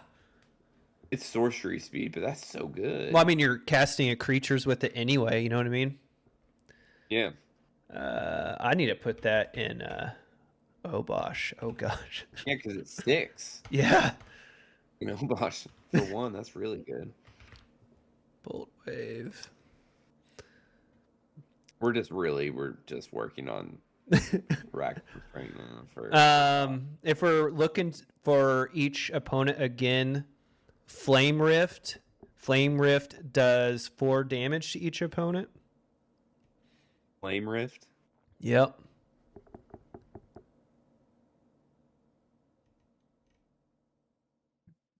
We're at 20 burn now. So good. Grab the Prize. The art of this looks just crazy. As an additional cost to cast a spell, discard a card, draw 2 cards. If the discarded card wasn't a land, Grab the Prize deals 2 damage to each opponent. I don't know. What is this card? It's called Grab the Prize.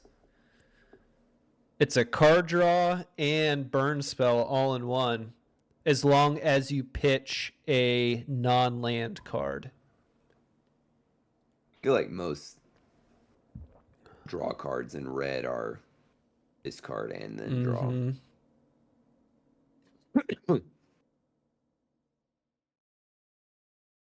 I'd keep it. It fills 2 slots. Yeah. That's good stuff. I mean, if we're doing that, risky shortcut, draw 2 cards. Each player loses 2 life. Man, I kind of want to build this now. We're not even done yet. Ooh. All right. Tell me if this is crazy. Villas, Broker of Blood. Okay.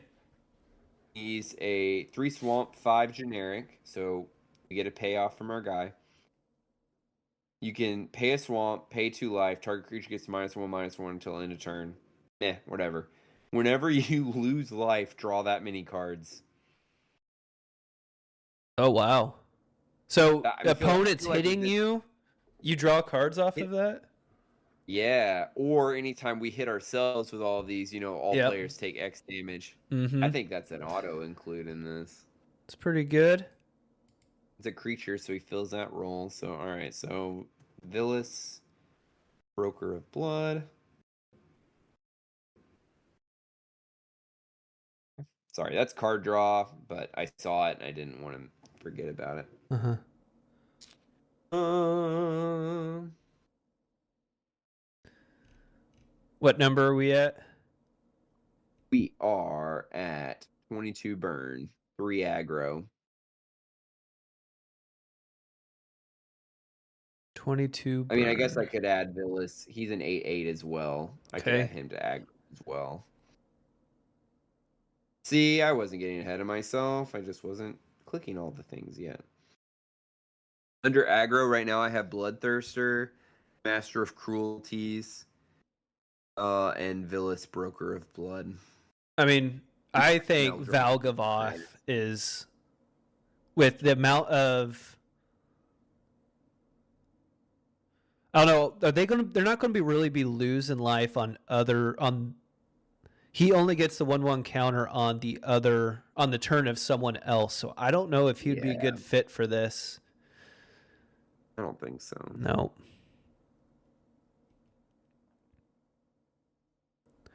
Acidic Soil. Acidic Soil does 1 damage to each player for each land he or she controls. Do we want to throw that in? You do hate land. Oh, for 3 mana, that's pretty good. Yeah. Yeah. That'll really kick a green player in the dick.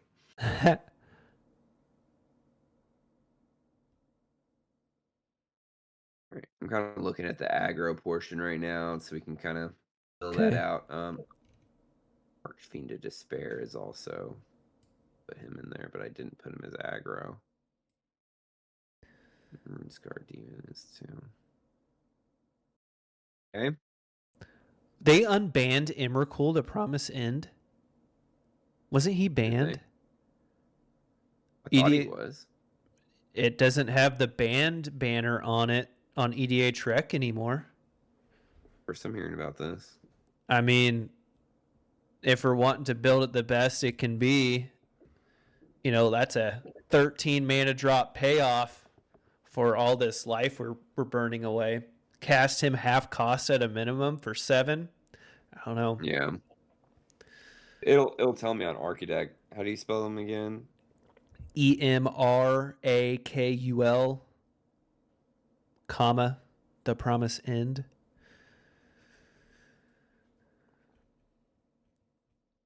Oh, shoot. What is the Copper Dragon? I think we have to throw in Copper Dragon. Yeah, he'd be ramped, though. I guess he could be aggro as well. He's a taco too for get a big body hit and a lot of ramp. Copper Dragon. Yeah.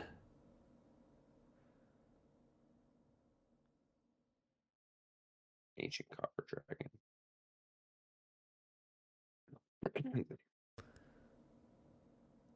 I love that D&D art. I know it wasn't a very popular set, but what was the Bronze Dragon? What does he do? That was the black version, right? there was the Black Dragon like gives everything -2/-2 or something like that. No, bronze don't remember. was ancient bronze was green. Remember, Ancient Sapphire is the one that lets you roll a d20 and you get that many card draw. Yeah. Let's see here. That's got us at 31 for our theme right now. So we can move on to our utility. Okay. If you're ready, unless you got Let's something. do it. Right. Let's we'll go across here. So we'll start at draw. So we want between 10 and 14 on each of these. So we already have 5 with our theme. Yeah. So obviously the One Ring. Auto include. Every black deck I build, anything with black, it has to have Read the Bones. I don't know why. I always throw it in. It's a good It's a good spell. Like you scry 2, draw 2, lose 2, so you can look at 4 cards. It's pretty good. I agree. Um, I always throw in Sign in Blood as well. Target player draws 2 cards and loses 2 life because it triggers even on you, right? You lose life, you get that benefit. no, it's only opponents. Opponent's sheet. But you could give it to somebody else. Yeah. In theory. Do we want to throw in Wheel of Fortune, a $400 card? I mean, is that what you? Oh, okay. I always do. For my red, I really like. It's not Unexpected Windfall. Or no, it is Unexpected Windfall, where you get it's a 4-drop, but you get 2 treasures as well. Oh, very nice. As additional cost, it's a 4-drop. As additional cost to spell, discard card, draw 2 cards, create 2 treasure tokens. Unexpected Windfall. All right. It's got us at 9. I'm gonna look through my. I have, I do Siphon mine. Each other player discards a card. You draw a card for each card discarded this way. Siphon Mind. Yeah. It's expensive, but if you're in a full pod, that's 3 cards and they all pitch a card. Okay. I also have Knight's Whisper. Whenever you draw 2 cards, lose 2 life. But if we're wanting to be like synergistic, I'm trying to think. I really don't have anything that says draw cards equal to the number of life lost this turn or something like that. That would be crazy. Yeah. I was gonna say Pyrexene Arena, but that does damage to you. What's the number we're at right now? We are sitting at 10 card draw. And we're wanting to get to what? Between 10 and 14. So I mean, we can stop if you want to. Yeah, let's move on to the.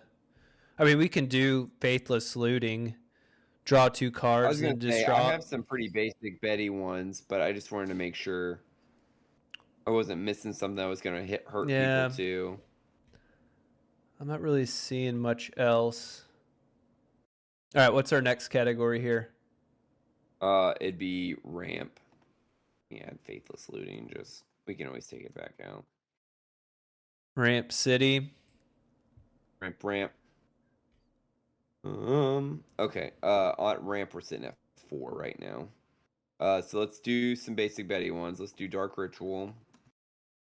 I mean, if we're doing those, my Dark Ritual and Mana Geyser, I love them. I love them. I know you don't like them. I love them. Jessica's Will. Yep. And then we'll do Rakdos Signet. Yep. Soul Ring, Arcane Signet. Soul Ring. All right, that puts us at 10. Okay.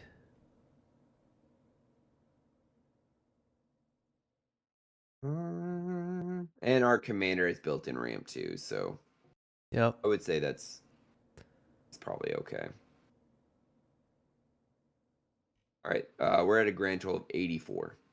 Okay. By the way. Next is removal. We are sitting pretty at 6 right now. Deadly Rollick. Deadly Rollick, that's a good one.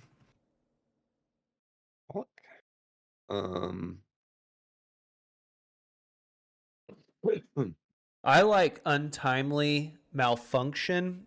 It is a choose 1, destroy target artifact, change target of a target spell or ability to a single target, or one or two target creatures can't block his turn, so it's like multifaceted. Mm-hmm. I like the multifaceted ones. And for 2 mana, it's so good. Another possible good one, it's called a braid, ABRA. Braid. Yep. Yep. I was in the draw set. Good. Do 3 damage to target creature or destroy target artifact. Good stuff. Rakdos Charm. I think that has something. Rakdos Charm. I can't remember what exactly it does. We'll read it right now. It's somewhere here where I saw All the it charms earlier. have 3 options, if I remember Mhm. right. Exile target player's graveyard. Destroy target artifact. Each creature deals 1 damage to its controller. I like it. I'm also gonna removal, but I'm also gonna put disruption on here as a secondary category. I like feed the swarm in my Yes, black feed decks swarms. because you have to have they have very little enchantment removal. Yeah, feed the swarm is good.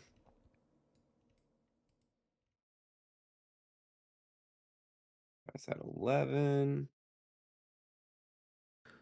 Interesting. I haven't heard of this card before. Fury Confluence. Choose 3. You may choose the same mode more than once. Deal 1 damage to each creature. Deal 2 damage to each opponent. So you can do that 3 times.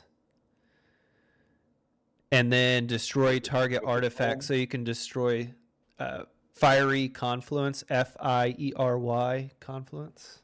Oh, yeah. I have that in a couple of my red decks. Where'd it go? Fiery Confluence. I'm going to make that also in burn, as well as removal. Yep. Not a bad thing. All right, we're at 90 cards.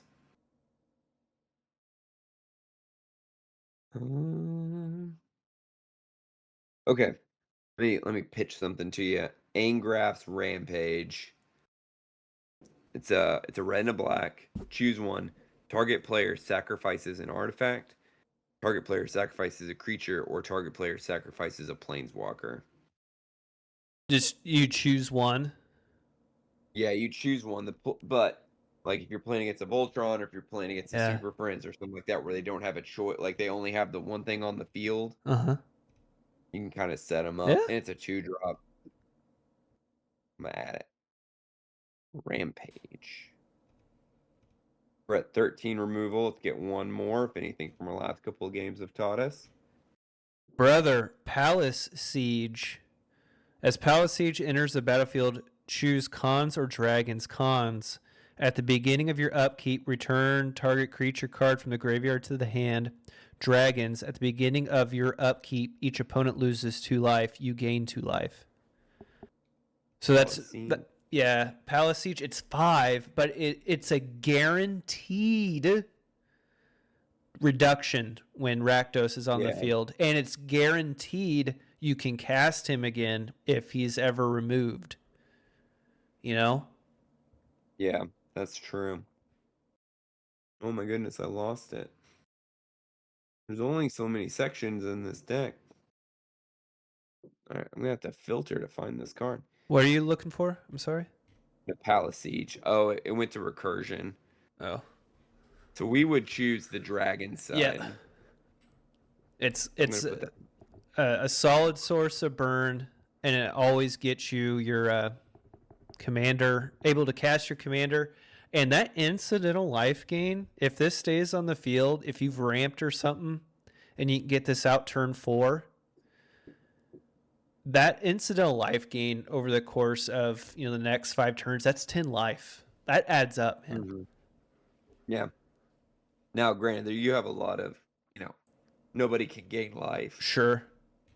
So it's not foolproof, but yeah.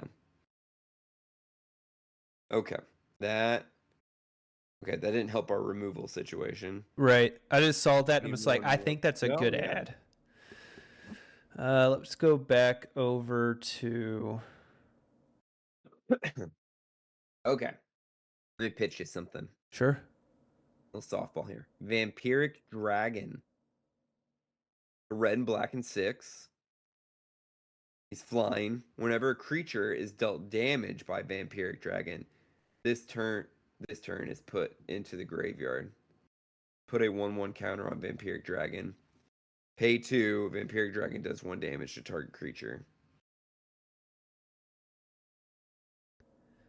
I'll have to see him. He's not super great, but getting us a 5/5 flyer for 2 mana is not a bad deal. And he has a little bit of removal on him. I guess for a 1, you'd have to pay a lot of mana, a mountain and a 1 to do enough damage, Uh-huh. but it's not impossible. Having removal on a stick is nice, I guess is where I'm going with that. It's a mana dump if you have it to help you out. Yeah. Just mana guys are into it, and you can take out just about anything. Uh-huh. Yeah, why not? Already forgot his name. Vampiric Dragon. Oh my gosh. Price of Progress. Price of Progress deals damage to each player equal to twice the number of non-basic lands that player controls. That can add up big. What was it again? Price of Progress. It's only 2 mana. Brother, what am I doing? Why do I not have this in my Rakdos deck or any deck that has red? Oh yeah. When you said what was the other one? Acidic Soil. I was like, I think this is better than Acidic Soil. I think you're right. But acidic soils for each land, regardless of what type it is the only thing. Yeah, this is only non-bait. Oh, yeah. Yeah. You're right. But it's 2 times. You know? It is true. I don't know. That's a maybe. I'll put that on the sideboard. Let's do it. We're getting close to the end goal here. All right. I think we're at 14. We're at 14 removal. So we need Disruption. Right now we have 1. We need 5 more. When you say we want disruption, we had a whole episode on it. You didn't review? Yeah. You want? I would say Blasphemous Act is probably Okay. a no-brainer. Disruption, on this. ruption. What's your function?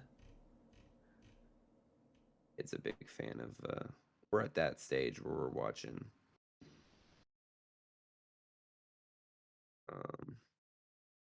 Schoolhouse Rock. All right, Disruption. We could also do Deflecting SWAT. Do we have if Colgan's you were command? going. Huh? Do we have Colgan's command? No. I don't know if this would be a good one. Choose 2. Return target creature card from the graveyard to your hand. Target player discards a card. Destroy target artifact. Colgan's command deals 2 damage to any target. I must not be spelling this right. Kola. Maybe I'm saying it wrong. KOLAGHAN apostrophe S. I found it. Colahans. Not bad. Choose 2, so can't pick the same one twice, which kind of sucks, but you could destroy target artifact or you could recur a creature. That wouldn't be bad either. Yep. I say keep it. Yeah, deflecting SWAT for sure. We're running a lot of creatures along with, our commander. We don't want to have to deal with the rigmarole. We don't want to lose our ramp, so probably Lightning Greaves. Yeah. Swiftfoot Boots. Mm-hmm. The Mithril Plate too crazy.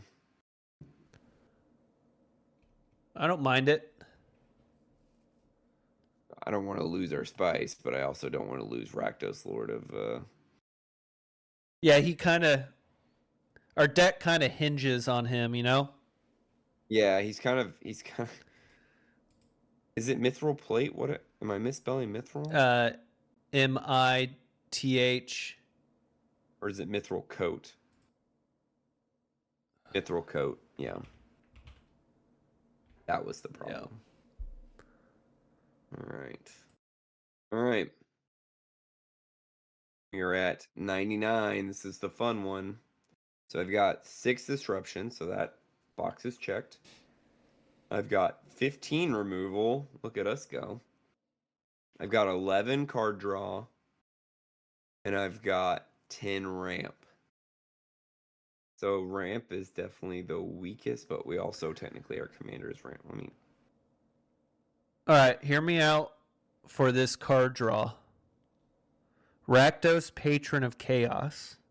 So you can have two different Rakdoses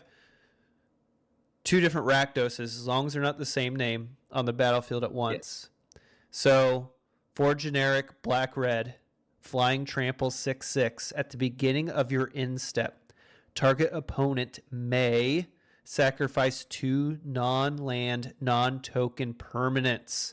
If they don't, you draw 2 cards. That's removal and card draw. Brother. I think that's an ad. That's an auto ad right there. Here's the deal. You're just not allowed to build this deck. I think this could do some nastiness. Okay. That's our 100. Let's How many card draw are we at? We're at 11. I think that. No, 12. Sorry. 12? I think 12. we're good there, yeah. Yeah, that's great. 25 burn, 9 aggro, 6 disruption, 16 removal, 11 ramp. Okay. 1 tutor. Yeah, that's good. Yeah, I'm gonna disperse the land now. So command tower, obviously.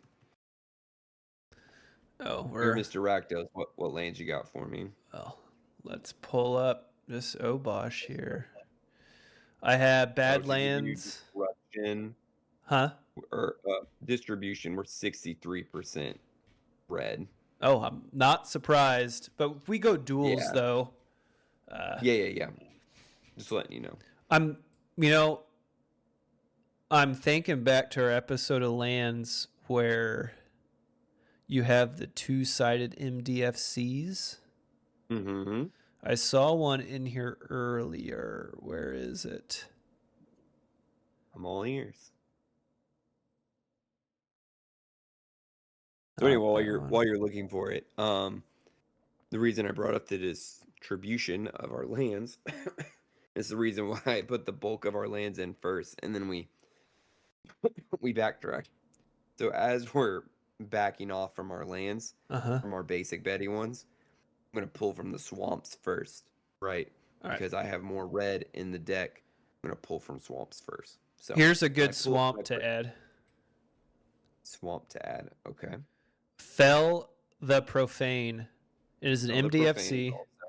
Yep, it's also a removal, if I'm not mistaken. And it can enter untapped if you're really desperate if you pay 3 life. Ooh. Oh, cool. That's a good one. Another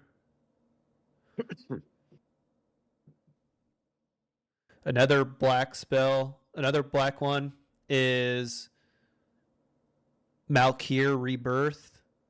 Malakir. Malakir Rebirth. Yep. That's all the MDFCs I'm seeing that's real good. We could do Valakut Awakening. the red MDFC, put any number of cards from your hand to the bottom of your library, then draw that many cards +1. Yeah, I mean, if you don't have the winning card in hand, Yeah, You could know? sink your for 3 mana. You could wheel yourself basically. Yeah. It's pretty good. So let's do that. We'll swap out a mountain. There should be a mountain swamp one that I would swap out here. Are you talking Blight Step Pathway? Seer what it Step is? Pathway? Yeah, it's a pick a color Yep. and it enters untapped, but once it enters, you can't change. Oh, brother. We have to. It may not be super efficient, but Mount Doom, you pay 3, you can tap Mount Doom, it deals 1 damage to each opponent. It enters untapped. Right? Yeah, it enters untapped, but you pay a life to tap it for mana. I don't know. What do you think? Think that's a Make me good ad? destroy my 1 ring. I'm gonna be upset. No, let's do it. It's also a disruption spell. That's great. Or not a spell, but you know what I mean. It does Right. disruption.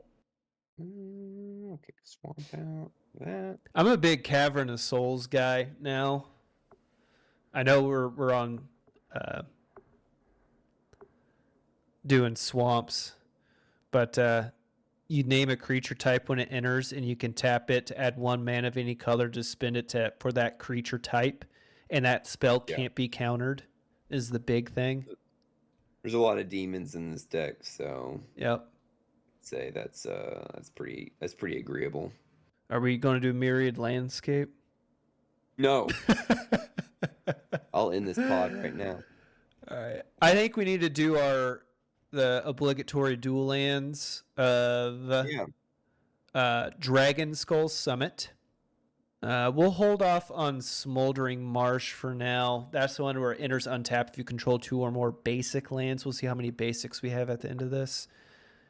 Okay. Foreboding Ruins enters untapped as long as you reveal a swamp or mountain in your hand.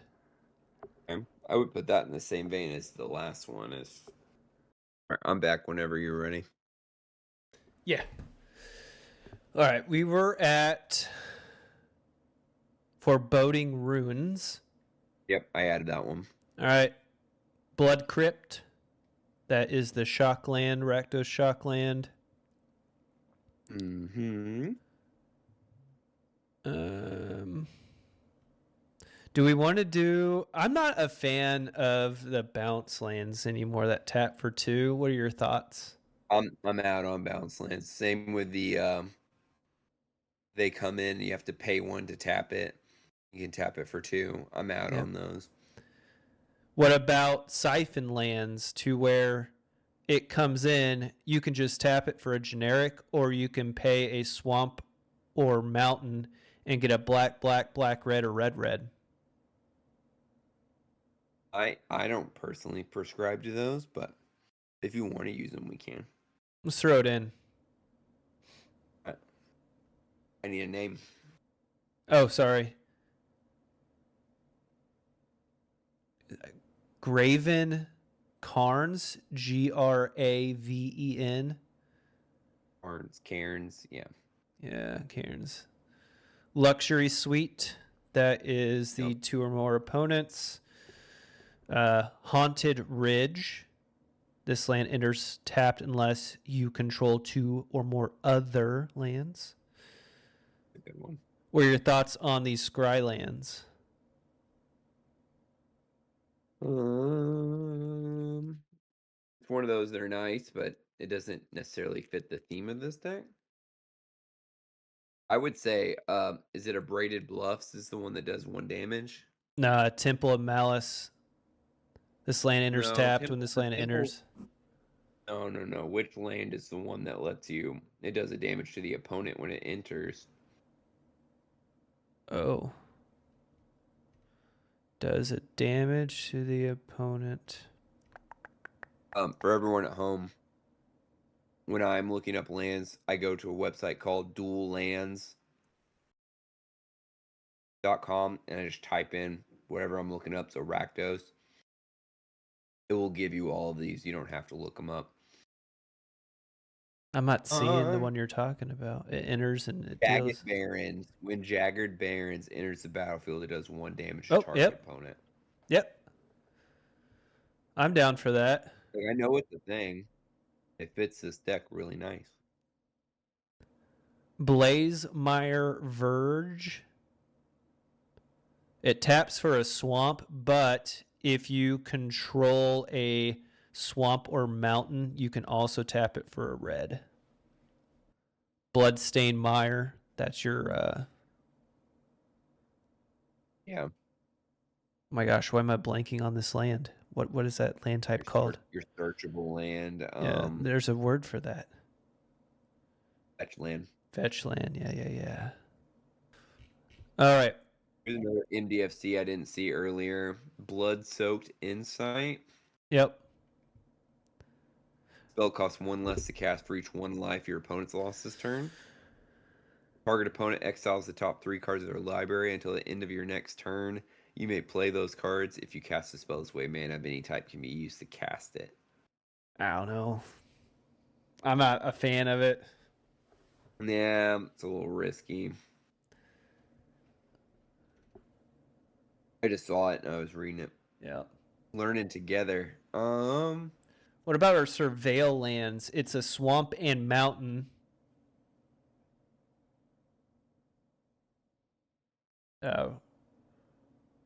Raucous Theater. Raucous. Raucous. Raucous. Raucous. Raucous Theater. The Rambunctious Theater. Yeah, Raucous Theater is a good one. Right, hold on. Reflecting Pool. Reflecting Pool. Yeah. I was gonna say, could we add Geothermal Bog and Sulphurous Mire since we that we have swamp mountains to fetch with our fetch land. I don't see why not. Sulphurous Mire. And then Geothermal Bog. What are your thoughts on the basic fetches, the Prismatic Vista and Fabled Passage? I don't typically use those. But this is a joint custody situation, so if you... I don't know, how many basics do we have right now? Hold on, I'm sorting right now. Because I don't know if we're going to have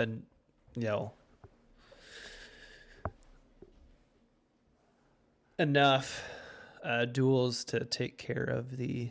I have 12 mountains and 8 swamps right now. I don't know, I'm a fan of them. What was the name of it? Prismatic Vista. Prismatic.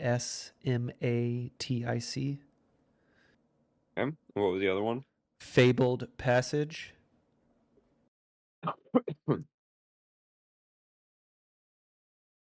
I think we're sitting pretty right now. Okay. We're producing 49% mountain, 45% swamp. Pretty good. I'm pretty happy with our mana distribution. We checked all of our boxes on the segments. I think this deck is ready to run in one of our pods, and I will also say Top said it whenever he built his Liberty Prime deck. You probably need to run a deck about 10 times before you're for sure, you bless off on it. So if you're going to take this deck, buy all the cards, I would definitely run it multiple times and just assume there's probably going to need some tweaks on the back end. But overall, I think this is good. And I still haven't messed with Liberty Prime, and I've lost every single time I played with them. And every time it's like, oh, I should take this out. I should take this out. And it's like, nope. Keep learning. Yeah. Find what works, what's not. Yeah. That's like the hardest I thing wouldn't to know. overcome on a new deck is like immediately wanting to like tinker with it after like Yeah. 2 games. Like, brother, you haven't even played with 30% of those cards yet. When I built my defender deck, you and I faced off against each other, and your defender deck is really nice. It works really good. Mm-hmm. You steamrolled me, and I was so mad. I immediately ripped it apart Oh no! on the first leg. You I was just like, no. straight up gutted it. Now I'd say it's one of my better decks. We'll have to play it Okay. sometime. Defender versus defender. I'm about it. Huh? We can do that. It's a pretty nasty little deck now. But yeah, it was one of the decks I took with me to Okay. Global Medic, and I was steamrolling everybody out there in the. I haven't played it on the pod because I want to put Walls of Bossing Say in there, but I haven't done it yet. Anyway. All right. Is there anything else we're wanting to get on? I think I'm pretty I'd say good. we're by and large. Yeah, deck wise, I'm super happy. I'll send you the deck list. Just promise me you're Sure. not gonna buy it. And but yeah, Brother, I'll send you the deck list, and I feel like this would be a fun deck to roll with. it would be pretty nasty, for sure. Especially, I Neither don't you think and it would be a Rome- good. I don't know if it would be a good 1v1, but a good pod deck. Yeah, full pod. Mm-hmm. You would very quickly turn into the all eyes fixed on you situation. Yeah. But yeah, I think this is a good one. I'm for it. Okay. Yeah, I'd say we've already gone way over. I've got some finance stuff, but I'll save it for our next Yeah. pod. Yeah. Where are we at right now? Woo, almost 2 hours. Yeah, that's what I'm saying. We've been going for a minute. All right, brother. Yeah. All right. Well, thank you so much for hanging in there, listening along with us for our big culminating event. It's New Year's Eve for us, so you can time how long it takes us to get an episode out.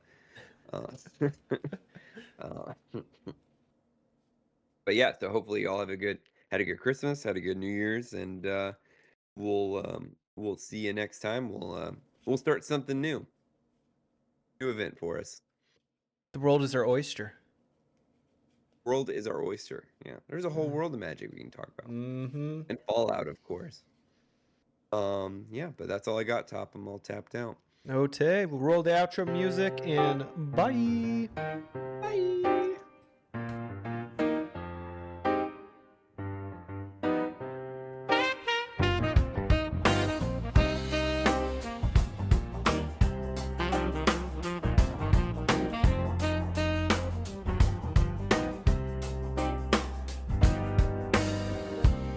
Midnight whispers in the shade, soul tie rhythms start to fade. Salts and notes on dimly lit streets, shadows dance in the night, cold but sweet. Oh, the black night is alive with a blue serenade, soul tie dreams in the jukebox parade. Pop the cork, let the green drinks flow. We're lost in the groove, just let it go.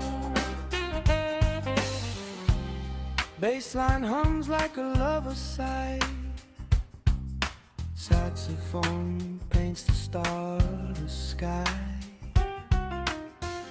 Soul ties will is unyielding even after death. Trudge behind them in the nimbiles if you dare. These swamps have no known day. The city hums, the tempo slows, a long lost spell that nobody knows. In my mind I make an vow until all of my enemies are forced to bow.